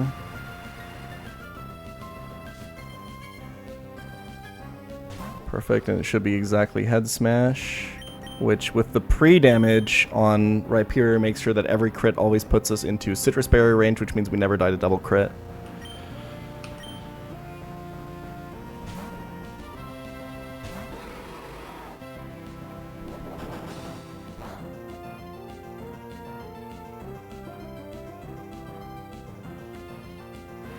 And because he's choice banned, he can't liquidation here. Beautiful. This should never be Signal Beam from Rodom, I think.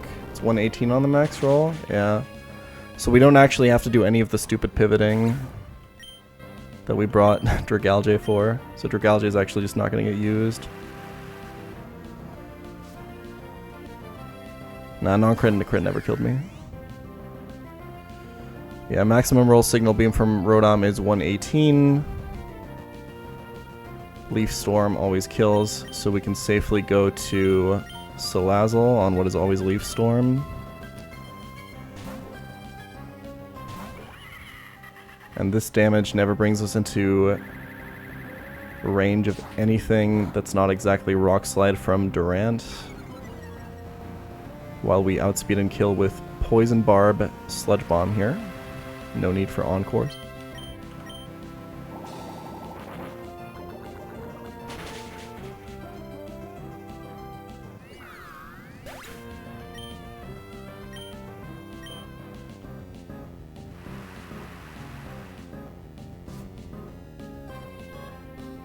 Perfect. This has to always be a Rock Slide.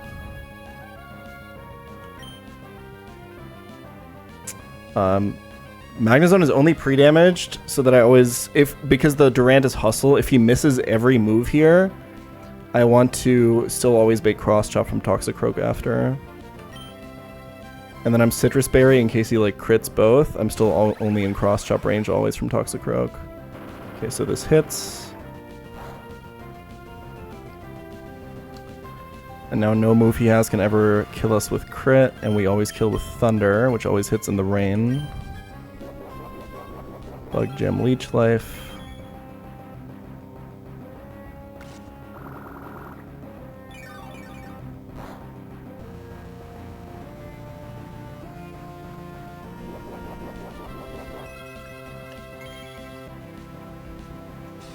It's all easy. I don't know why I'm so nervous, man. This line is so safe. It just cost me a whole ass scale, which sucks, man, but it is what it is. It's guaranteed Toxicroak.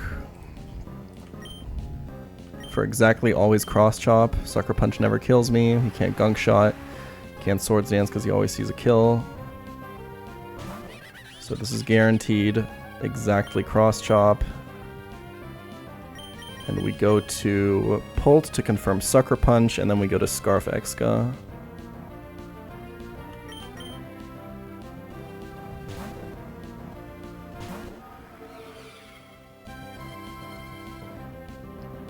So this is guaranteed Sucker Punch, because it's just highest damage.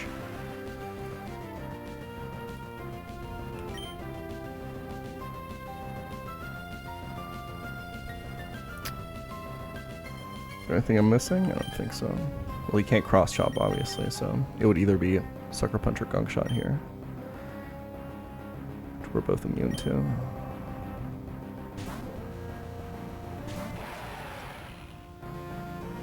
Perfect. And now he's most likely going to Sucker Punch. But if he doesn't, it's fine. We outspeed and kill with Earthquake. He sees that. He should Sucker Punch, but there's a 1 in 10 chance he doesn't, which means there's a chance I don't take damage, but not taking damage is fine because not... okay, I mean, in this case it doesn't matter. Crit never puts me into Breaking Swipe range from Goodra there. It really doesn't matter, though, because Dragapult is actually never dead to Breaking Swipe crit from Goodra. And Clear Body prevents the attack drop.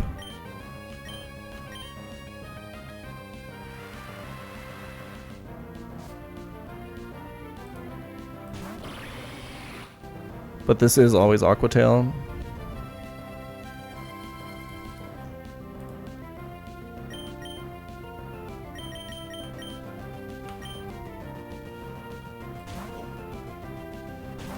And Pulch just always kills with dragon darts.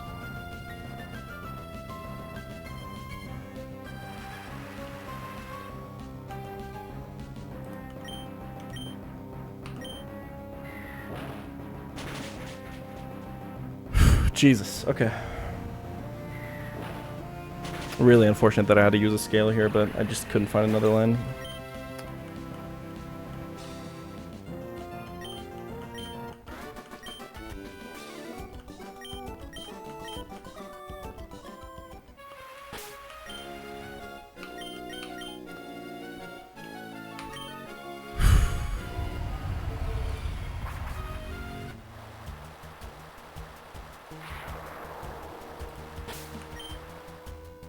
Four more fights than we scale.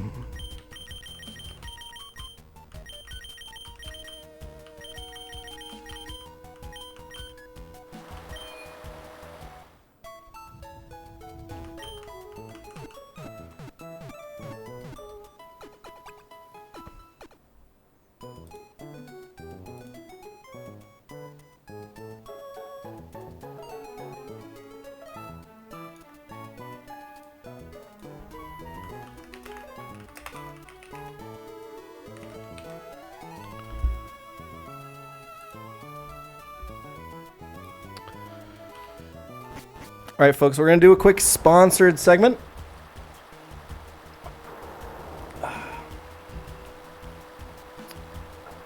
Give me a second, guys.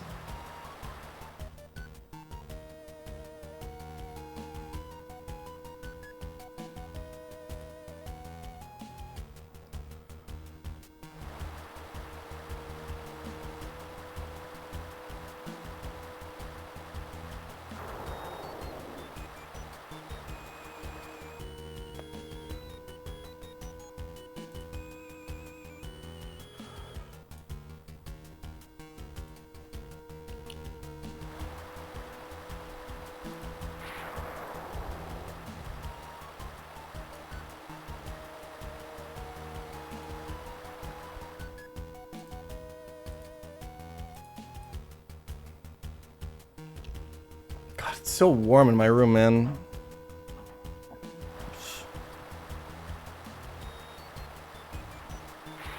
We need to find a way to like unify air conditioners and PC coolers into like one product. I feel like something's not getting cooked right here, you know what I mean?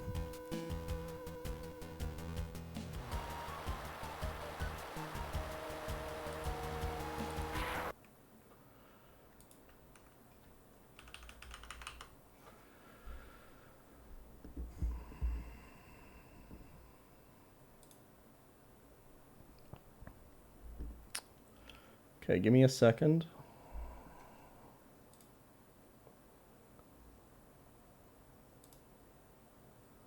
Should be good.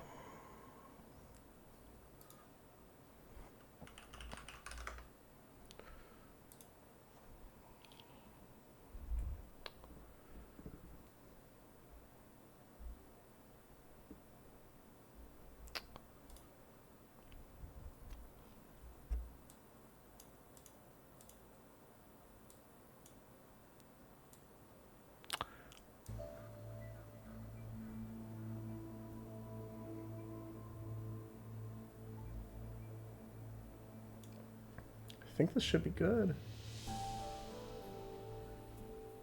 Glad to see you're back. Hope you're feeling better. Oh, I am. Thank you.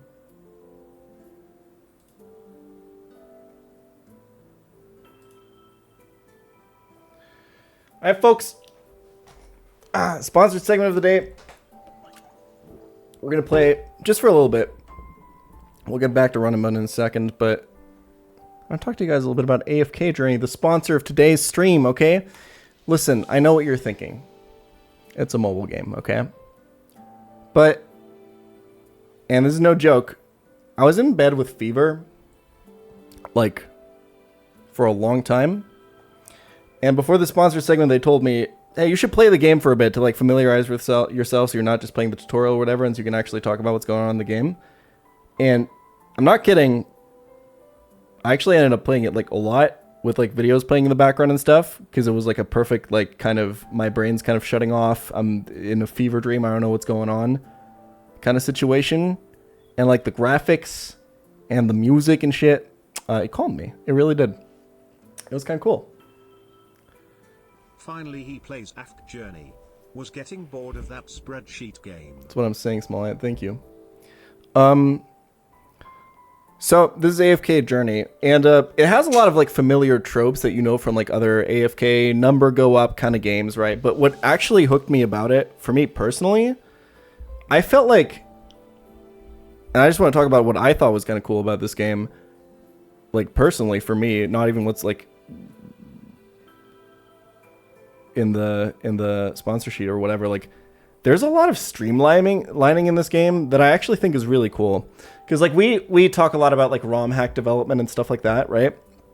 And about how we can like streamline like certain things in like Nuzlocks and stuff like that aren't like fun to do or whatever. And I think the devs on some of this stuff in this kind of nailed it. Like one thing that I thought was kind of sick, if we can open our inventory here, these are my characters. I'm already level 50 on everything because I've been grinding this game, okay? Don't listen. I think I AFK grinded a bunch of resources too. Let me see.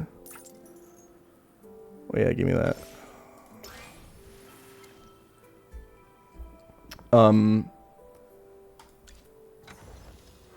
If we go to equipment here, this is like a really small thing.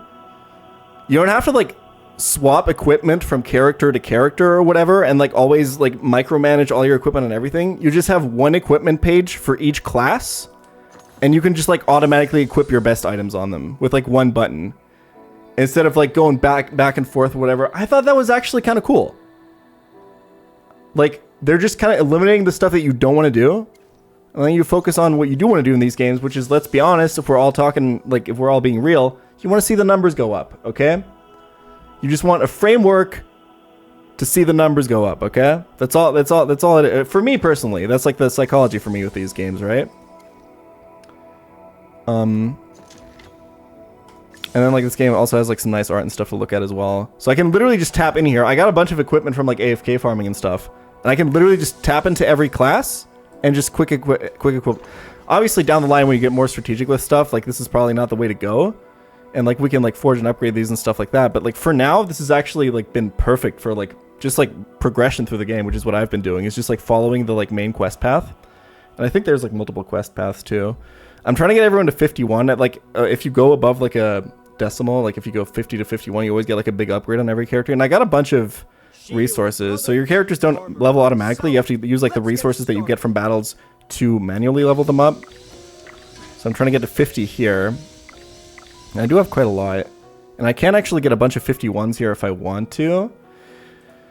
My team, and there is a lot of team building in this game, kind of like there is in Pokemon, right? There's like factions and stuff, and you get faction bonuses. My team is not very good right now. It's not very well built, because I've just kind of been going based off of vibes of characters that I think kind of look cool, which is definitely something you can do. But there's like a lot of deep strategy, actually. Like, unironically, I thought it was just like, oh, you characters go in and then they auto battle. There's like a lot of like, and I'll show you this later with like auto battle positioning and stuff like that. So this is my favorite character. I just think they're kind of badass. And sometimes you just want to be an edgy boy, right? So we can upgrade this to level 51, which I think will unlock a new spell. Yeah, it unlocks a new ult for us, which is sick. Like these 50 to 51 are always like our breaking points. Let me change my category, by the way, so that I don't get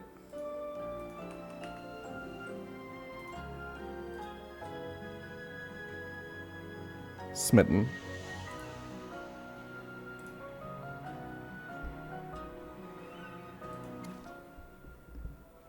Like, I know I'm known for being like the super hardcore strategizer and all that, right? Also, this character, I mean, I don't have to talk about why she's on my team, right? I don't think I have to explain this decision.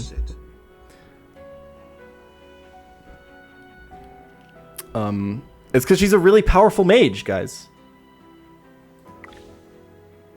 Extremely high DPS. I think she usually has the highest DPS on my team when I go into battles. Let's level up a bit more here. I'm not trying to use too many resources on like leveling further because I want to make sure I get everyone to that 51 breaking point first here. I think I have enough to get everyone. No, I don't. Okay, so I'm missing some of the purple, which is fine because I'll be AFK farming it. I'm pretty sure literally while we were sitting here and doing this, my team has been farming. So we can level up our artifact here as well for 100k gold. Yeah, I'll do that any day of the week. These artifacts are basically items that give you like full like bonuses on everything. Kind of like a badge boost in Pokemon when you think about it. And to level it up again, I'm going to need the resources that I don't have, which is fine. In terms of strategy, when it comes to my team building, I don't have too much that goes into it. I was just like, yeah, I'll just get like 2 tanks because I felt like with the way the battles are set up, you kind of need 2, and then I'll get like a support and then the most 2 badass damage dealers. So everyone has like a faction, right? These guys are Graveborn, which I'm trying to get more of with like my pulls and stuff. But I'm not getting because I want their faction bonus because they're just my favorites so far. So I'm kind of going for that. It's probably not the most optimal way to play, but it's been getting me through pretty easily. Let me see if I have any summons right now because you do get a few. I have a normal one. One thing that's also kind of cool in terms of like streamlining that I've never seen in a game like this before, and I haven't played a lot of them. There's a wish list here where like basically you can set which characters you're looking for and you'll get those like much more often. I believe guaranteed even if you get a character of this rareness. I'm not 100% sure on that, but I'm pretty sure if you get a character of that rareness, you're guaranteed to get one of the characters from your wish list, which is actually, I think, kind of cool. I'm just looking for all the Graveborns. Let's do a normal recruit here. See what we get. There's like a Disney animation here. I'm not really... Listen, the vibes of this game are pretty comfy. Okay, so this is just like some resources that we get here. There is a bunch of these like hamster characters, which I haven't really figured out if these are good at anything.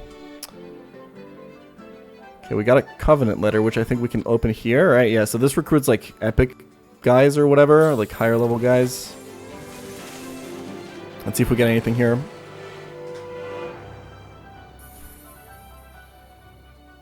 Quick dopamine hit. Well, we just get more acorns, which is fine. I'm not gonna lie.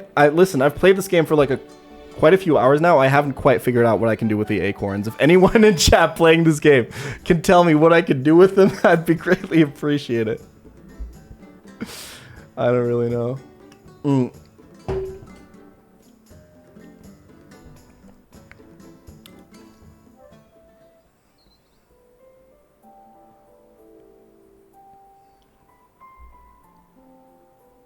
I haven't quite yet figured that out.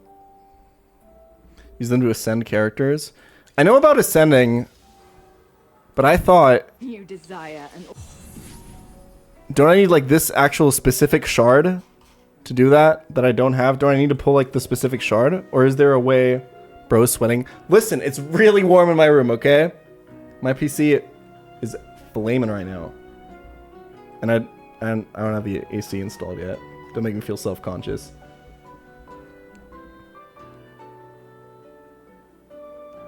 First shard, then acorn. Okay, so once I send them to like legendary level, that's when I use the acorns to level them up or whatever. I see.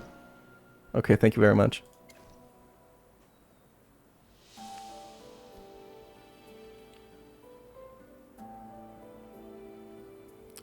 Okay. Anyway, so I've literally just been doing I've been doing 2 things in this game. I haven't really touched the PvP because I don't usually really like PvP in these games that much, but it does exist in this game. There's like a lot of like Pokemon vibes in terms of like you just have this like overworld kind of top-down world, and then you just kind of go through, and there's like battles that you can do in the overworld, which is cool. Not gonna lie though, because I'm like efficiency brained, main thing I've been doing is going into battle modes, and you have a bunch of different ones here. And just like, if you go into these AFK stage battles and you just do these, you actually upgrade the amount of loot you get through AFKing, which is like, why would I not immediately want to do that? Because AFKing is like the most thing, because I let this running in the let this run in the background, get a bunch of resources, right? So if I'm going to do that, because like, listen, the reason these games speak to my psychology is because I really like those like idle games, right? Remember when I played Evolve on stream for that whole month?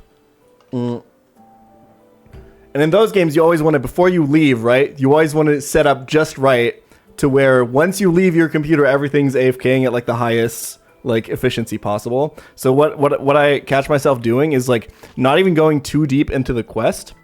I think I'm really over leveled for the main quest right now because of this. But I literally just like my gameplay loop has been I go into these AFK stage battles.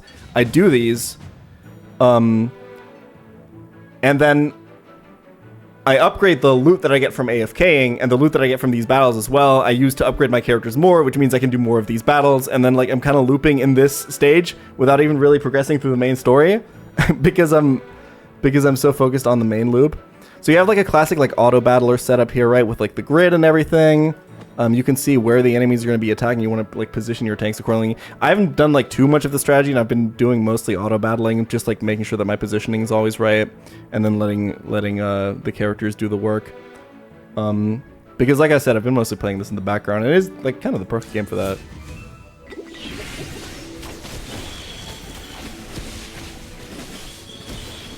Don't worry, your delivery's coming up. They're all like auto casting their ults and stuff like that.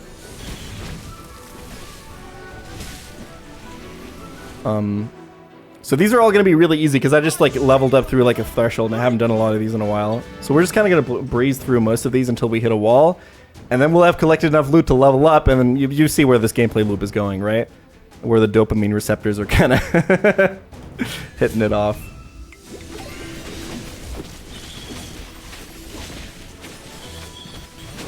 It's like definitely like auto battler vibes, right? Which is like kind of got me interested in the PvP as well because I played a lot of TFT as well, but I really like her, the lady, the undead lady, because she summons like this third tank for us.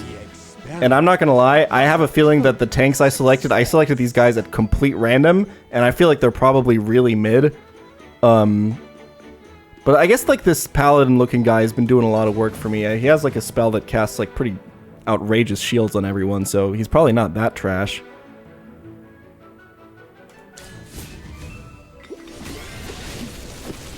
Should auto battle until he gets stuck. Yeah, basically.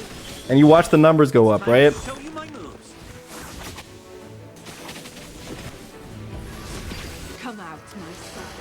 That's what it's all about. And I genuinely do appreciate that like the overworld and the art style in these games has been like, because I feel like in the past there's always been like a mobile game look, right? And that's not to say that this game has a completely original art style. But yeah, with these, with like the walls in between, it's sometimes a little bit tough to position your tanks correctly. I'm gonna do something like this here maybe, just to make sure that my backline doesn't get hit. This should be fine. But at least like in the past like 10 years, you have 3 OP heroes. Well, there you go. I feel like in the past 10 years, there was always like a way that mobile games have looked, right? And I feel like we're getting away from that, and art style and like actually visually pleasing stuff is becoming more important in these kind of games, and I really appreciate that. Was a total success. You have 3 OP. What are my 3 OP heroes? I didn't look at any like strategy guides or anything. I literally just put the people in that I thought looked strong. I didn't look at much. There is a lot of like strategy and team building and all that to this, but it's like the faction thing, which is why I'm looking for like more Graveborn, but I feel like I'm not really pulling any. Cecilia and Odie.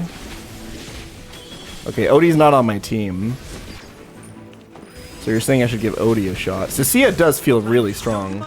I have been saying this. The money kid is broken. Rowan? He is legendary, right? I think I pulled him too. My shield is unbreakable.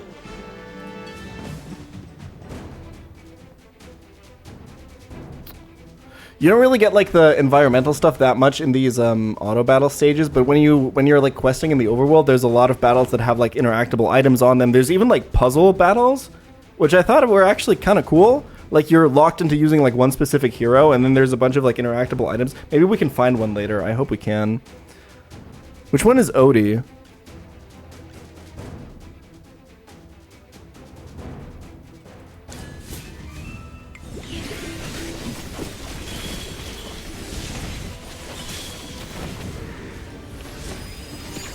The Come hyena. out, my soldiers, and fight for me.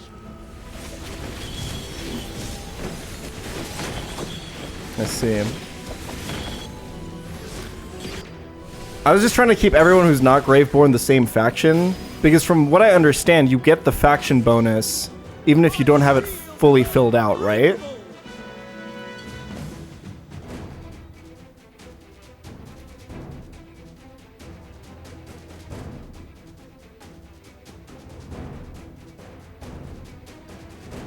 The zombie baddies, craziest Nuzlocke rolls. That's what I'm saying. I have been kind of Nuzlocking it, I'm not gonna lie. I pulled like a bunch of characters at first, and I was like, yeah, I'm running with these. You guys really think I should give the hyena a try? Everything else, by the way, leveled like automatically with the rest of my team once everyone hit level 50, which is also kind of nice. You don't have to level everything individually. This guy's also a tank, right? Should I give this guy a shot instead of... I feel like this guy, Valen or whatever, has been... Wait, what's this guy's name? Valen? I feel like he's been underperforming. Let's give this guy a shot. Yeah, no, the biggest sell for me on this game is honestly that it feels like they did put a lot of thought into letting you skip a lot of tedium and streamlining the whole experience. I think I'm gonna get cooked here, by the way. Wait, oh my god, Odie, what is he? Oh, I've never seen this animation before. Did he just throw his snake at him? And fight for me.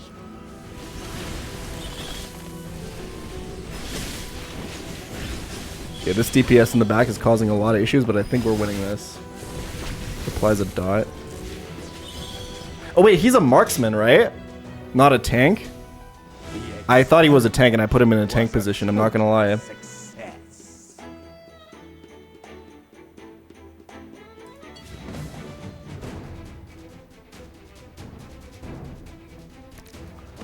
So let's maybe... but this guy's so cool!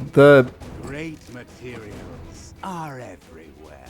Can I really run... I feel like I need 2 tanks, right? Even just because on most boards, I can't position 1 tank to tank, like, both lines of enemies.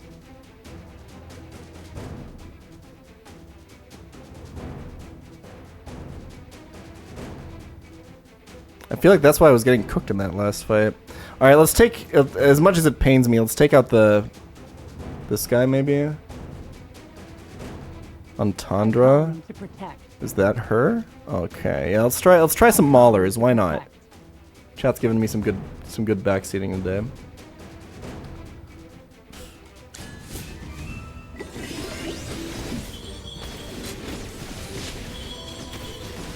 Don't worry, your delivery's coming up. He has so much charisma throwing it. Why does he throw it though? Does he get it back? Do the snakes spawn in his quiver? What's going on?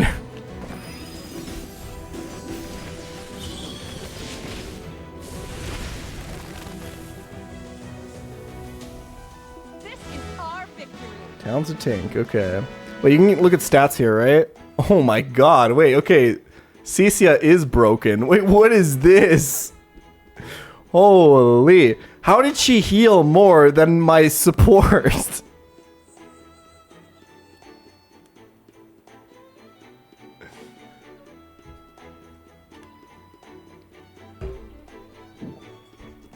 That's crazy.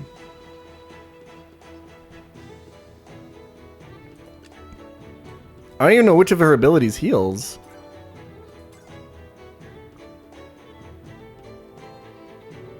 Wait, how did she heal? Oh, she full heals the zombie. Oh, okay, that makes sense. Yeah, because she summons the zombie guy. Okay, I understand. Yeah, okay, this character is fucking... Sorry, freaking nuts. I see. So it's kind of fake healing, right? That stat, but also not really, because that golem probably tanked a bunch. Does she get tanking stats off of the golem, or did those just go into the ether?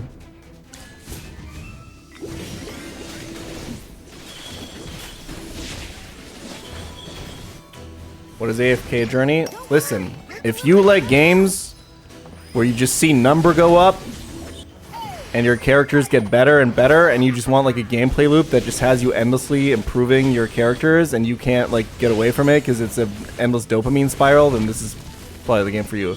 Wait. The enemy has a Cecia. Oh, but I destroyed her. Get owned.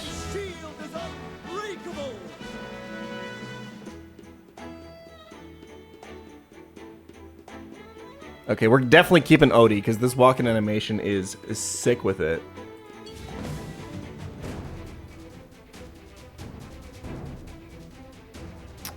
I want to spread up the tanking here, maybe.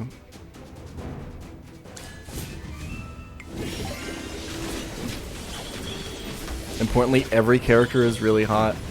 I don't know if I would say that as a blanket statement.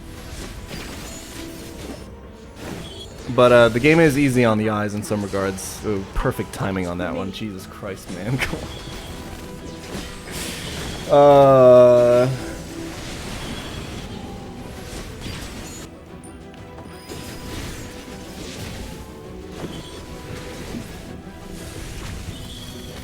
Listen. She's really OP.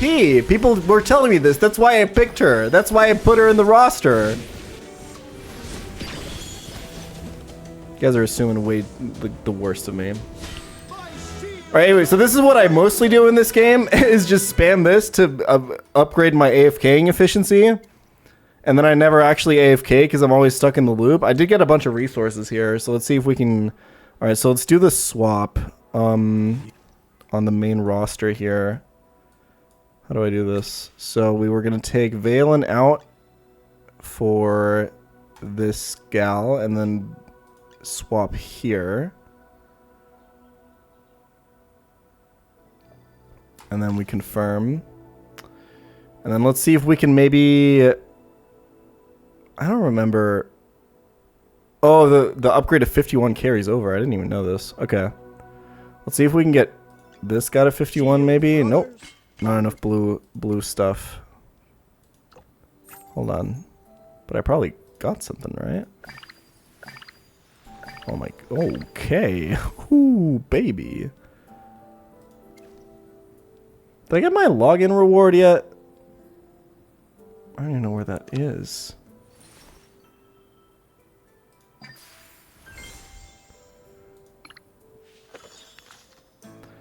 Listen, I will say these games have a lot of clickable menus where you just get random resources. It is what it is. Where's my daily login?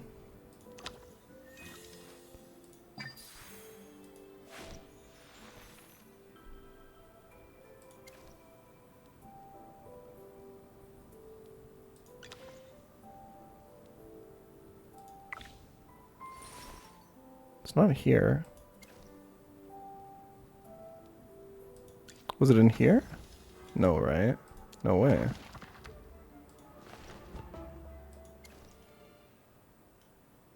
Okay, I did get new equipment, but only for Rogue, which I don't have.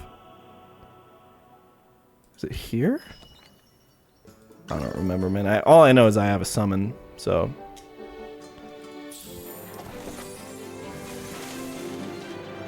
Events tab. Okay, I got you. Okay, we got more acorns. It is what it is. God, we're gonna use all these guys once we ascend to legendary. Dude, we have so many acorns saved up. Wait, was this the events tab? I can't do this anymore. Hold on.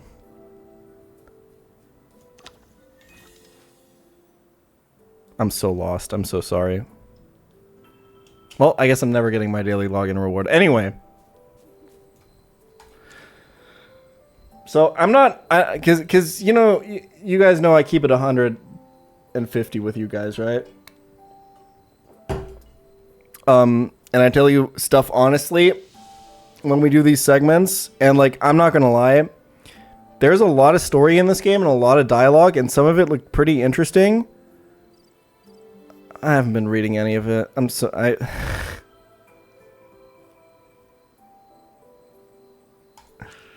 Why do people keep looking for me?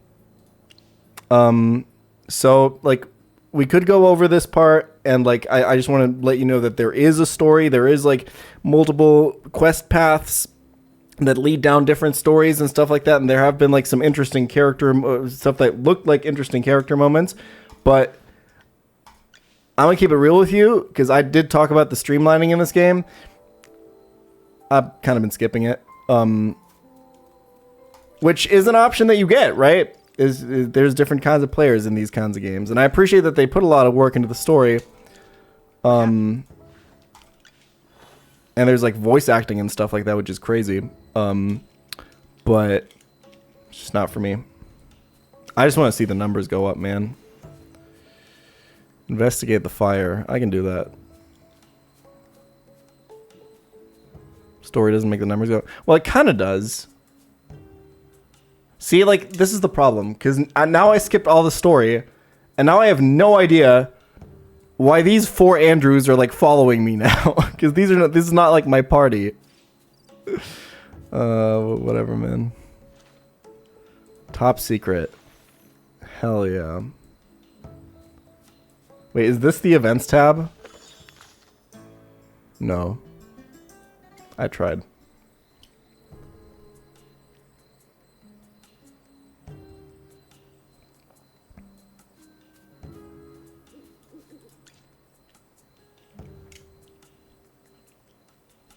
You guys have no idea. Well, I was gonna say you guys have no idea how warm it is in my room, but like, I feel like you can see. Do you want to go around here? Messy footprints.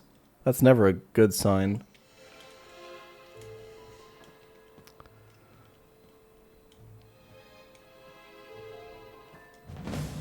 Okay. Yeah, so this is what happens with my playstyle of just always farming the AFK rewards and leveling that way. I'm so over leveled for this story. The nice part is though, you didn't get to see it yet because I think these are like mandatory battles for the story. The nice part is that I'm pretty sure this is what I've observed. I'm not sure if this is true or if this is how it works, but I'm pretty sure once you're sufficiently over leveled for a fight. Oh wait, there's more waves. I didn't even see that. Okay, this is like a multi-wave fight. Oh my god! What did she even do? She just like caught her shield on a return. Anyway, once you're sufficiently over-leveled for like an overworld fight, you can just like auto-clear it with like a click of the button because the game just assumes that you can clear it and save time that way. And this is what I'm talking about with like the streamlining and everything, right? It's just like the devs, I feel like honestly put a lot of work, as I skip this cutscene, the devs put a lot of work into letting you focus on the reason that you're actually playing these games, right? Which can be for multiple reasons, but for a player like me, it's like actually pretty... It's actually pretty nice.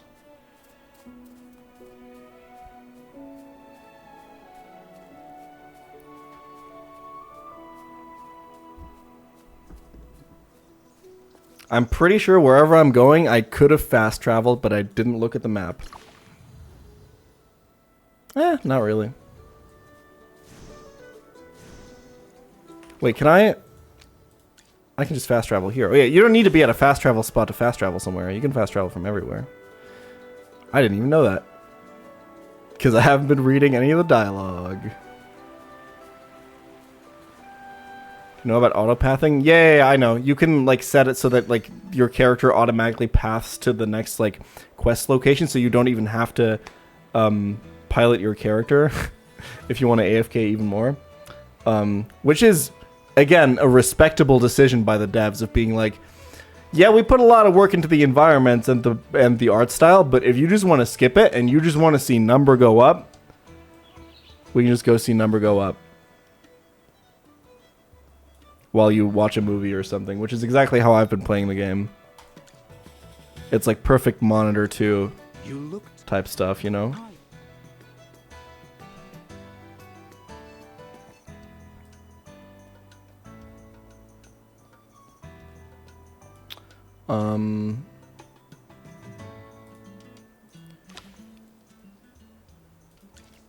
So let's turn on this auto tracking. So if we look at this, we're just like hands-free walking there now. The game literally plays itself.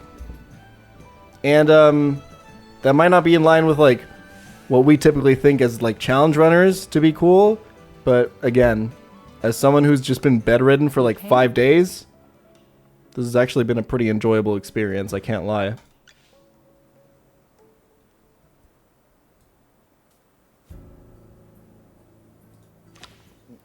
What do we just go here? We turn on tracking.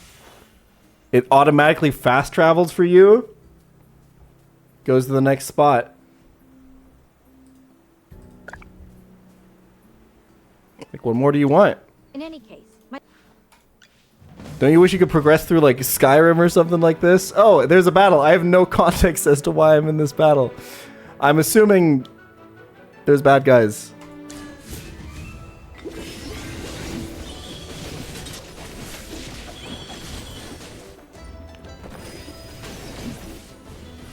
But yeah. Like I said, I've played a lot of these like idle watch number go up games. And you guys know I keep it 150 with you. So I wouldn't just be saying this. Like, it really does feel like there's a lot of thought put into like distilling this down to its like core components, while making it look really nice too, which I really appreciate because a lot of these games normally don't look this nice. Hell, most idle games that I've played are literally just like text on a browser window with like no graphics at all. So this is kind of nice.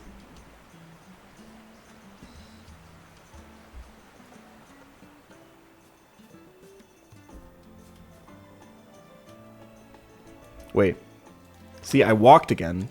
I'm not thinking like a real AFK Journey player. I should be playing hands-free at all times. have you finished speaking to Miss Muriel? Yeah, man, I have. We spoke so much. Oh, character customization. Okay. I haven't even seen this. Not really my tempo.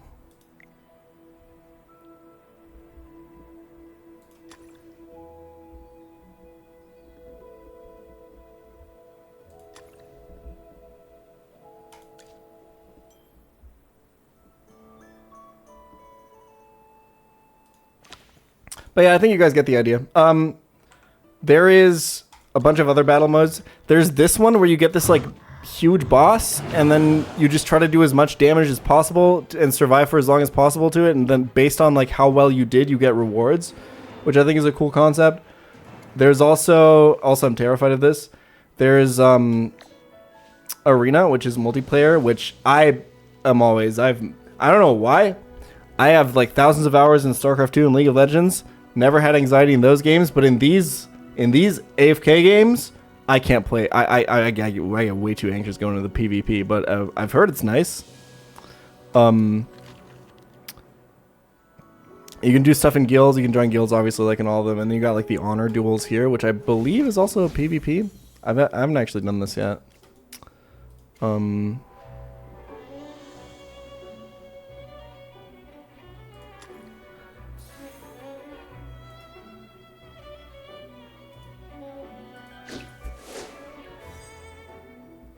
Randomized PvP.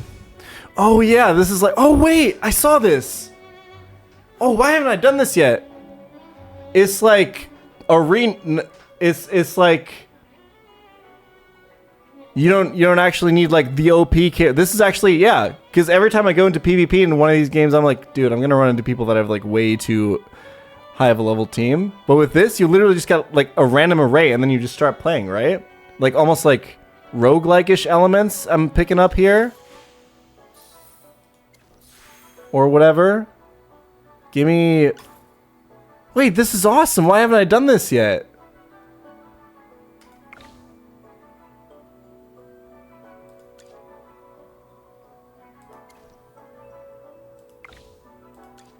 Do I have a tank?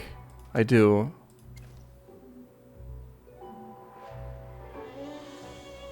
Okay. Let's just go. Let's see what happens. I'm gonna get stream sniped.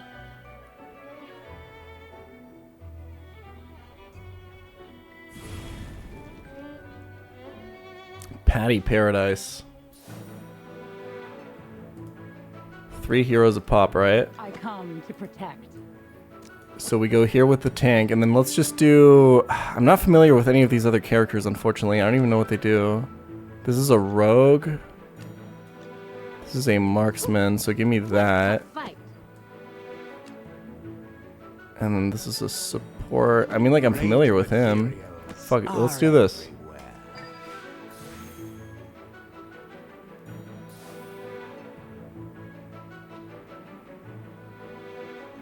Okay, well, they don't have a tank, so... Oh, wait, can I do more than 3, or... Did I mess up? Oh, wait, I super messed up. I thought I could only deposit 3, but it was 5. Oops. It's okay, we're gonna destroy them. Watch. I'm right over. Okay, maybe not. I think maybe the 3v5 was not. Oh, you choose. Oh, it's like a draft. Wait, this is sick. Okay, I know what I'm doing tonight. I got destroyed, but oh, you have like 3. Yeah, this is like it's like Arena in Hearthstone. Wait, this is actually really cool. I didn't even know about this. Unironically, this is really cool. Okay. Anyway, guys. So, didn't even know about that going into this segment, so learned something really cool that I know that I'm going to be doing with this game for the next, like, 6 weeks. That does conclude our sponsored segment. Thank you to AFK Journey. If you go to the link in chat, which I have not bound to a command, but it's right here. It's bit.ly/pChal AFK Journey 01. You can download the game if you're interested. Go check it out, okay?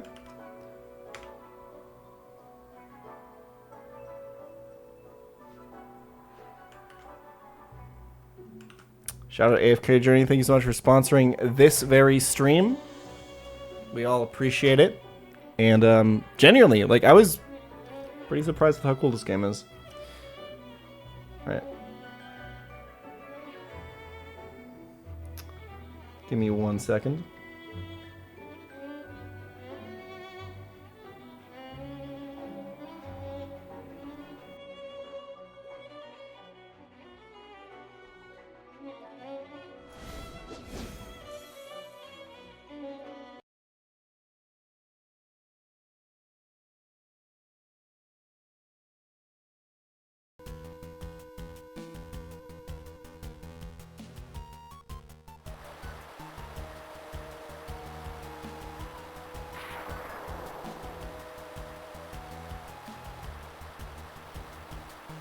We got like another half hour of Run&Bun before I have to leave for D&D.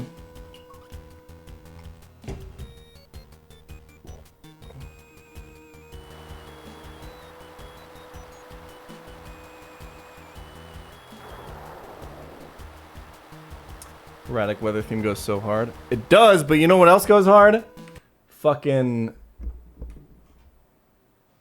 Zondeck sets from Fusion.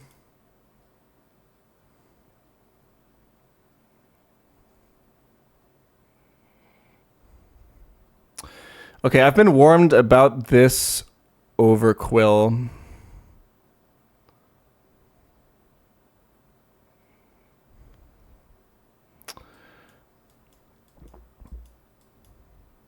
This is Sun, right? Yeah.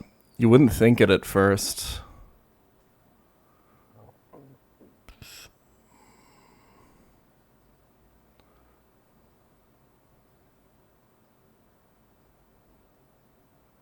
Oh yeah, thank you, Sisu.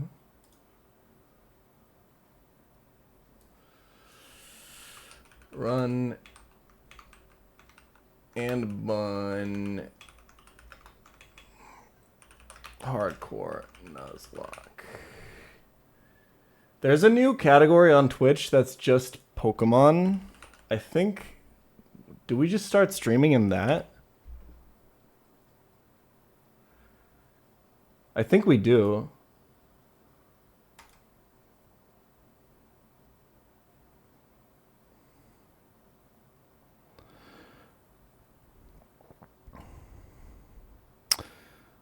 Not Bandit X because not outspeed this.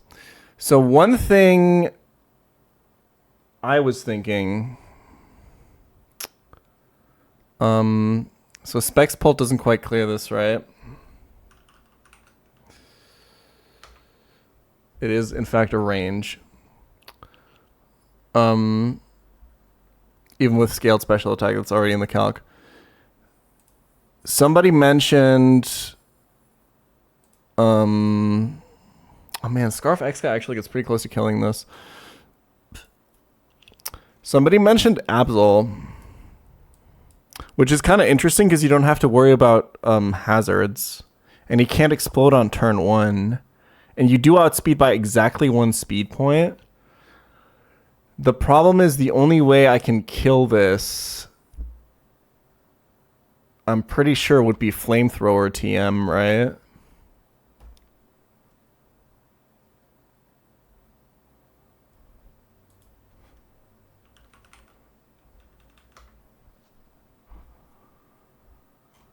Why can't I explode turn 1? Because hazards will always have higher priority. Basically.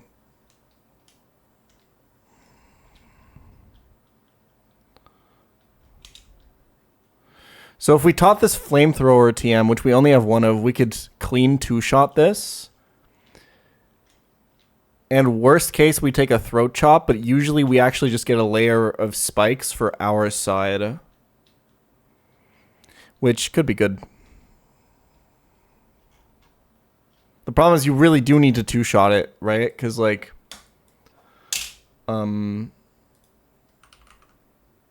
otherwise you run the risk of this booming.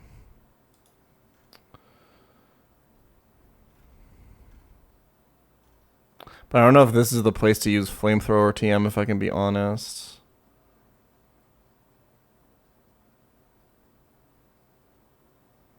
I think Spikes and Toxic Spikes are the same chance. What about Weather Ball TM? Don't think that's a thing.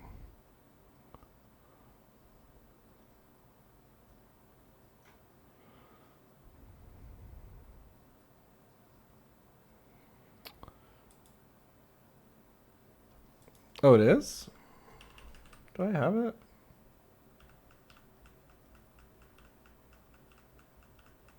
I mean, it doesn't learn it, so it doesn't matter, but...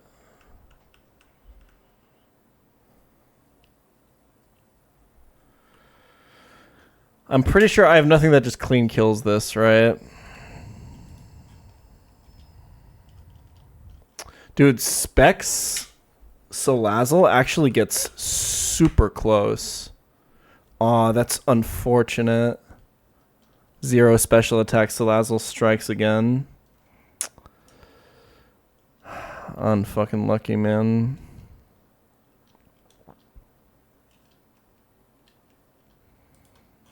And Pult can't kill it.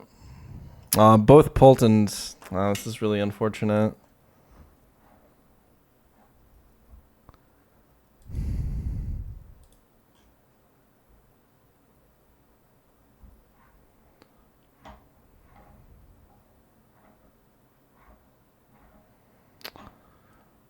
Yeah, I think the only way... I mean, there's probably like a setup with Baraskizi.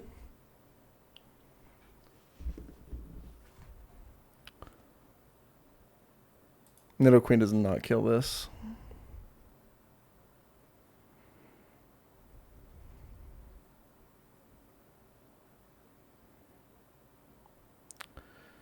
I wonder if there's a universe. Well, he can hazards. Turn 1, he can hazards over slow kill, right? So Baraskizi isn't even really him.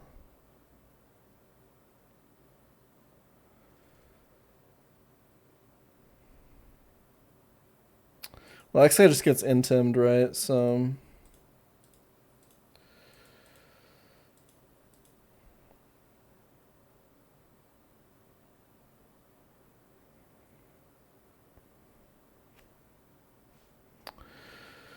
you went Lorb, then you died a crit. And it doesn't do enough damage. I mean, like, we can just try to be honest with ourselves here and think about, like, when else are we going to use Flamethrower TM? Which, like, there might be a time, right?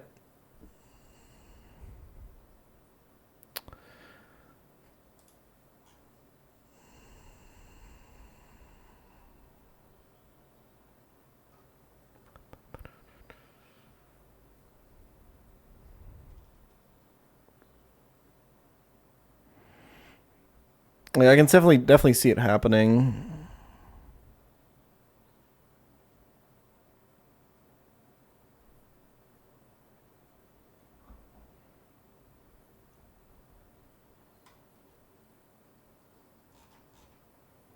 I think Flamethrower Absol is fine here. I probably delete Wish for it because it's so niche. Although Play Rough is worth a consideration.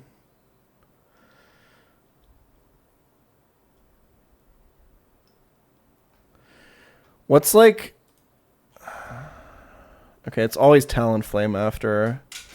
For random move, usually. Which kind of sucks.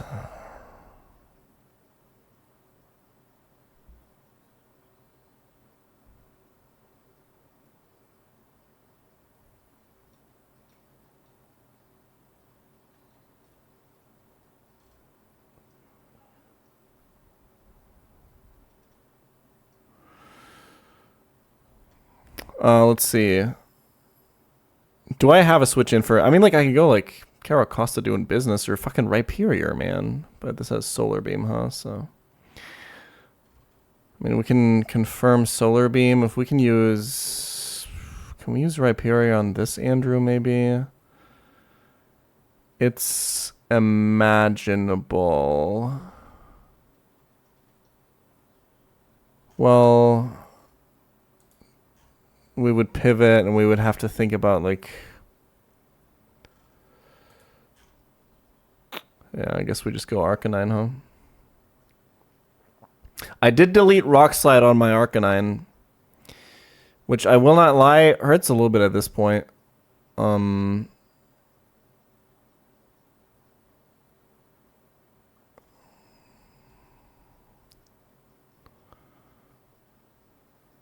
But yeah, we can just run Zoom Lens and it's kind of fine. He can't ever kill us. Is that true? Yeah, he actually can't kill us. Okay, so this is kind of free. It's just a little bit awkward because the damage I take is a little bit unpredictable.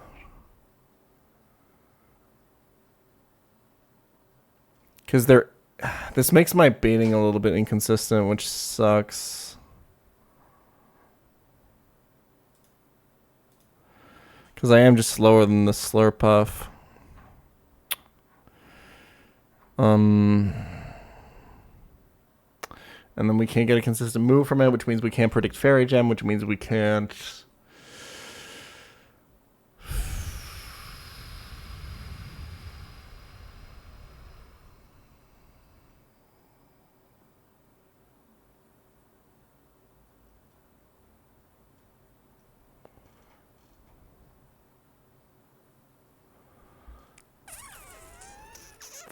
Yeah, this is the first punish for deleting Rock Slide. I could look at other counters here as well, but I think Hamilton's really the only thing that makes sense, right? Thank you, Squirm. Appreciate it.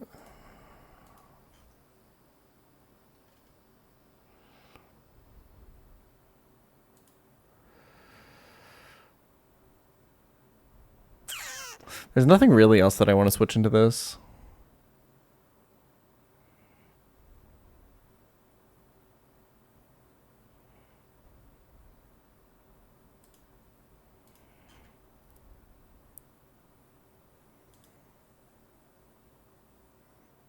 The set's a little bit too big stage, fucking Tomorrowland, fucking for me, I think at this point, but had some good moments too. So we'll let him cook. One of the things at these like techno festivals that I learned that is really important is I think sometimes you'll end up going from like floor to floor to floor and like swapping every single time you hear a song that you don't 100% vibe with. And I think you miss out on a lot of good experiences doing that. They suck if you're sober. Depends. But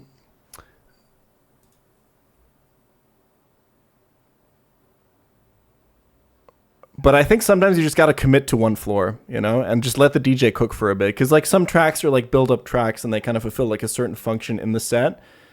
And like this track is actually kind of sick now that he's let it play for a little bit.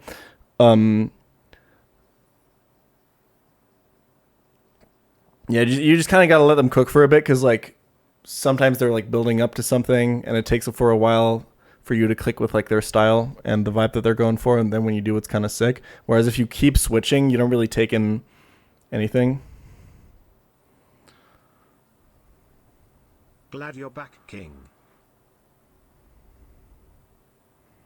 I've raved sober, yeah. We kind of have to use Hamilton, but it's so inconsistent, right? There is a chance that this is Slurpuff first if this guy hits me really hard. I was looking at Armaldo and it doesn't work at all.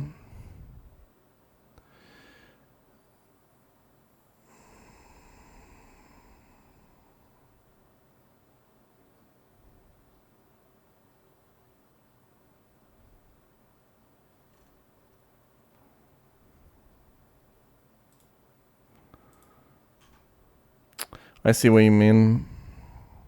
So you just use Hamilton as a pivot. You can't confirm Solar Beam though, because he can Flare Blitz on the switch in, and then Acro is more damage, which is a little bit cringe. Because this can be Flare Blitz or Acro. Fuck, this can sometimes be Solar Beam on the switch.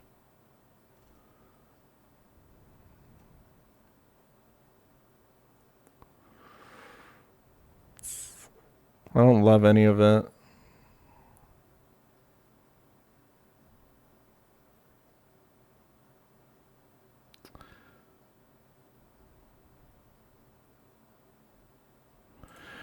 It's super, super unlikely, but if this is Throat Chop crit down to 42, this can be Solar Beam. I have to use Hamilton here.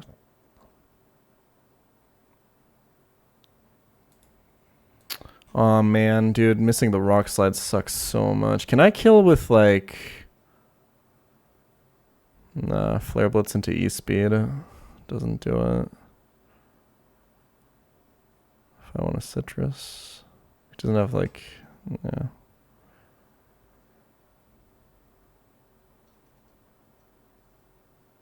Especially Ion Gems or Unburden moves? No.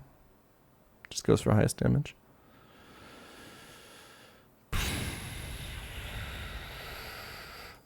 If it's not Slurpuff, it's always Venusaur. When is it Slurpuff? It's Slurpuff if he doesn't choose Flare Blitz on the switch in, which is for all intents and purposes of 50-50. So he has to choose Flare Blitz on the switch. He has to not choose Flare Blitz on the switch in and then crit one of the two moves, I think. I think that's the only way I get into Slurpuff range. Even that... What, this is like... I mean, that's like 80%.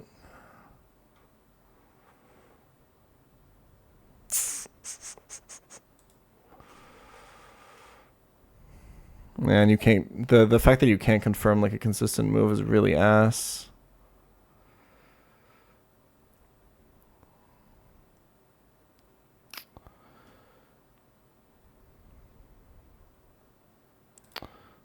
Fuck me.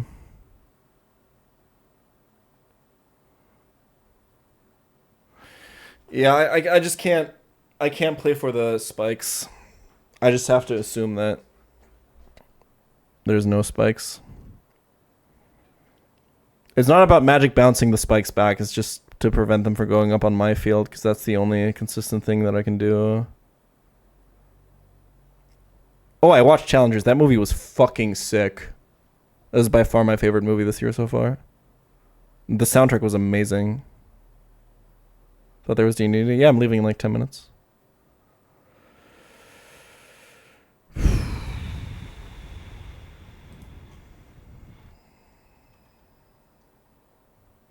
you seen Old Boy? Yeah, I've watched it a couple times. I rewatched it recently. I think I bumped it down a little bit in my rating.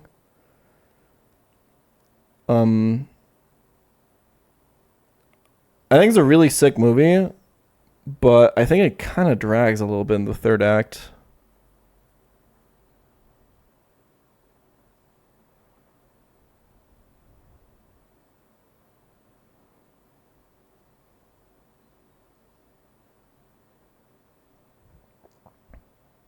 Like, that movie kind of just doesn't end.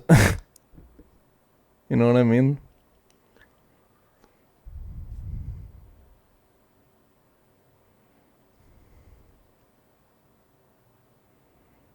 Another movie that I recently rewatched that kind of made me bump it a little bit lower than how I had it in mind is I rewatched Your Name.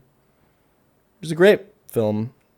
Obviously, you can't watch that movie without crying. But I did feel like on the rewatch, the first act, the like build up of the characters is way too short. We don't spend nearly enough time like developing the like swap back and forth relationship. It's basically like one montage plus like two scenes.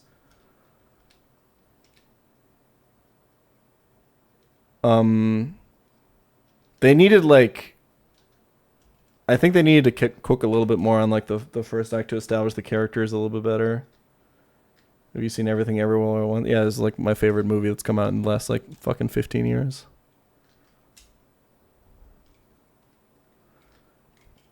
Maybe because you know the plot twist already. That's not how I watch movies.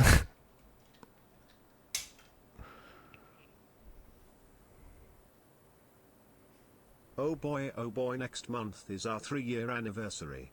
What are you getting me, honey? I have a no gifts policy with all my partners, actually. Ever see Whiplash? Yep, that movie's great. Probably like top 3 for me, honestly. Can't lie. I can't pivot Rhyperior on the Talonflame because if Overquill crits Absol, I can be baiting Solar Beam. It's super, super, super fictional, but I have to account for it. Because Rhyperior just dies if it's Solar Beam.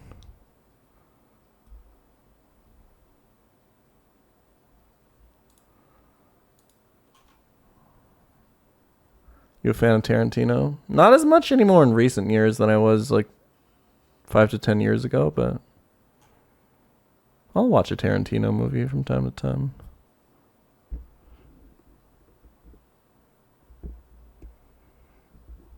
I haven't seen Victoria yet. I'm usually skeptical about like gimmick movies.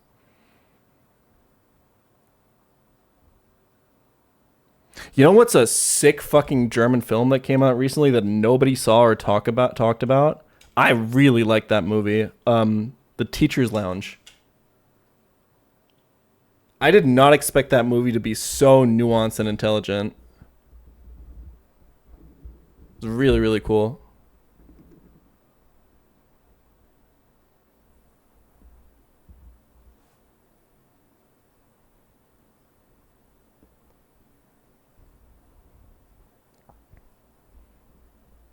Like that movie, I watched that movie with my girlfriend on a flight, and after we got done watching it, I think we spent 2 or 3 hours of that flight just talking about it.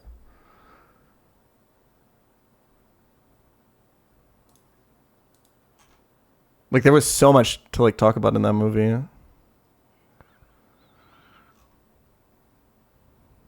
Let's see if I can build like alternative lines here. If it's Slurpuff, like maybe this baiting Slurpuff sometimes isn't a big deal. So what do I go on? What is really random move Venusaur? Dude, this thing is demon as fuck, no? What the hell can I switch into this?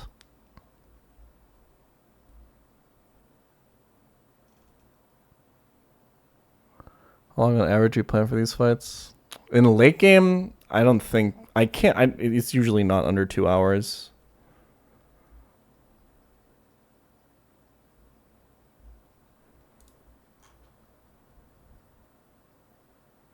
The problem is it's a random move from Venusaur.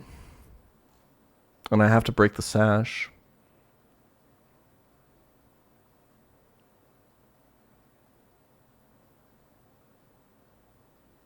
Legit, these like attacking type profiles from these like grass types in Sun are always like some of the most terrifying Pokemon to switch into in these runs. Like, think about, like, Tabitha's Victory Bell and shit like that. Like, just having a fire and a grass-type move, plus, like, here ground coverage here, or, like, Gunk Shot from Victory Bell or whatever, is so terrifying.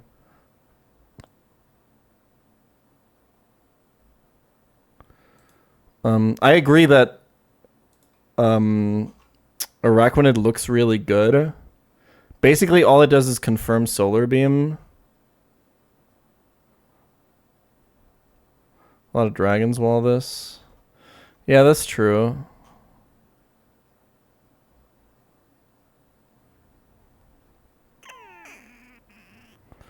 Pulse is just a little bit too frail here.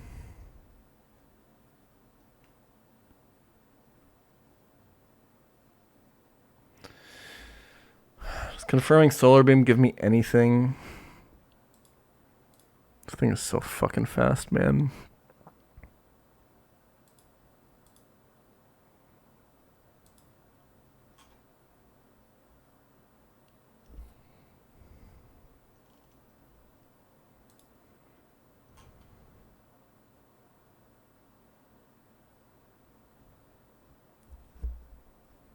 I don't hate Assault Vest Pulse.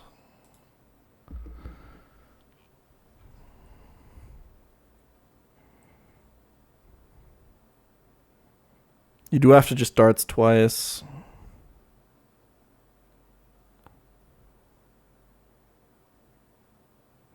I mean, he can't Earth Power drop you, right? And if he growths... Growth gives him +2, right? That's not great.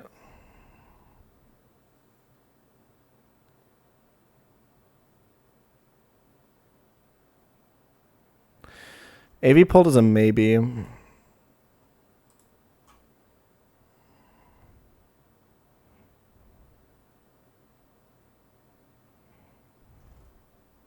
Scorch is a no.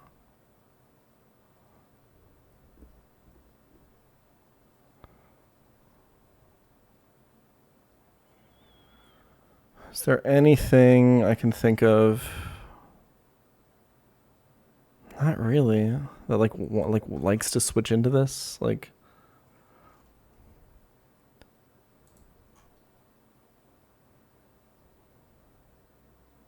My Garrett just sucks.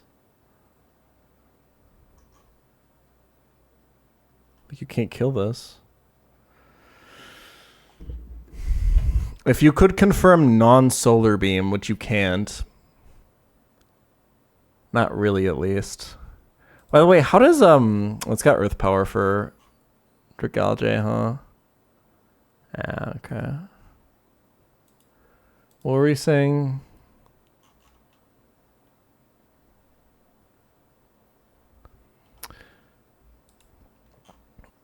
I mean, it doesn't matter because it's Sash.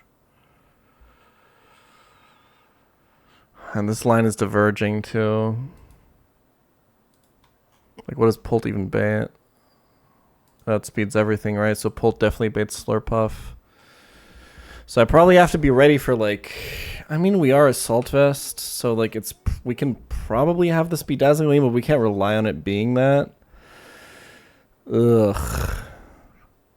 Oh, that's just terrible.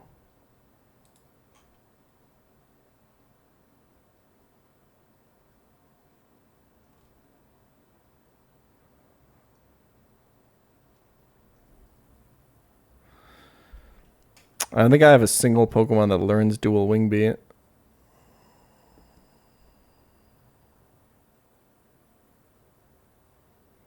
But I also want to save that TM, I'm pretty sure.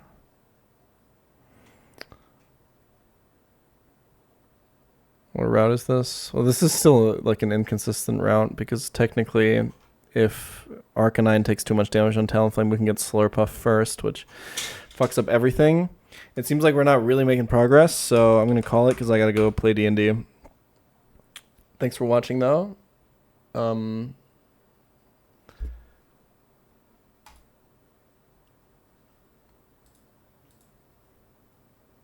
I will be playing D&D over at youtube.com/saveordie. Go watch me play D&D. And go check out fucking AFK Journey, guys. Sponsor the stream, okay? Go sign up for it if you want to play a game like that. Go check them out. I will, and I mean this, I genuinely mean this, I will be back tomorrow, I promise, okay? And it will probably be a pretty long stream as well.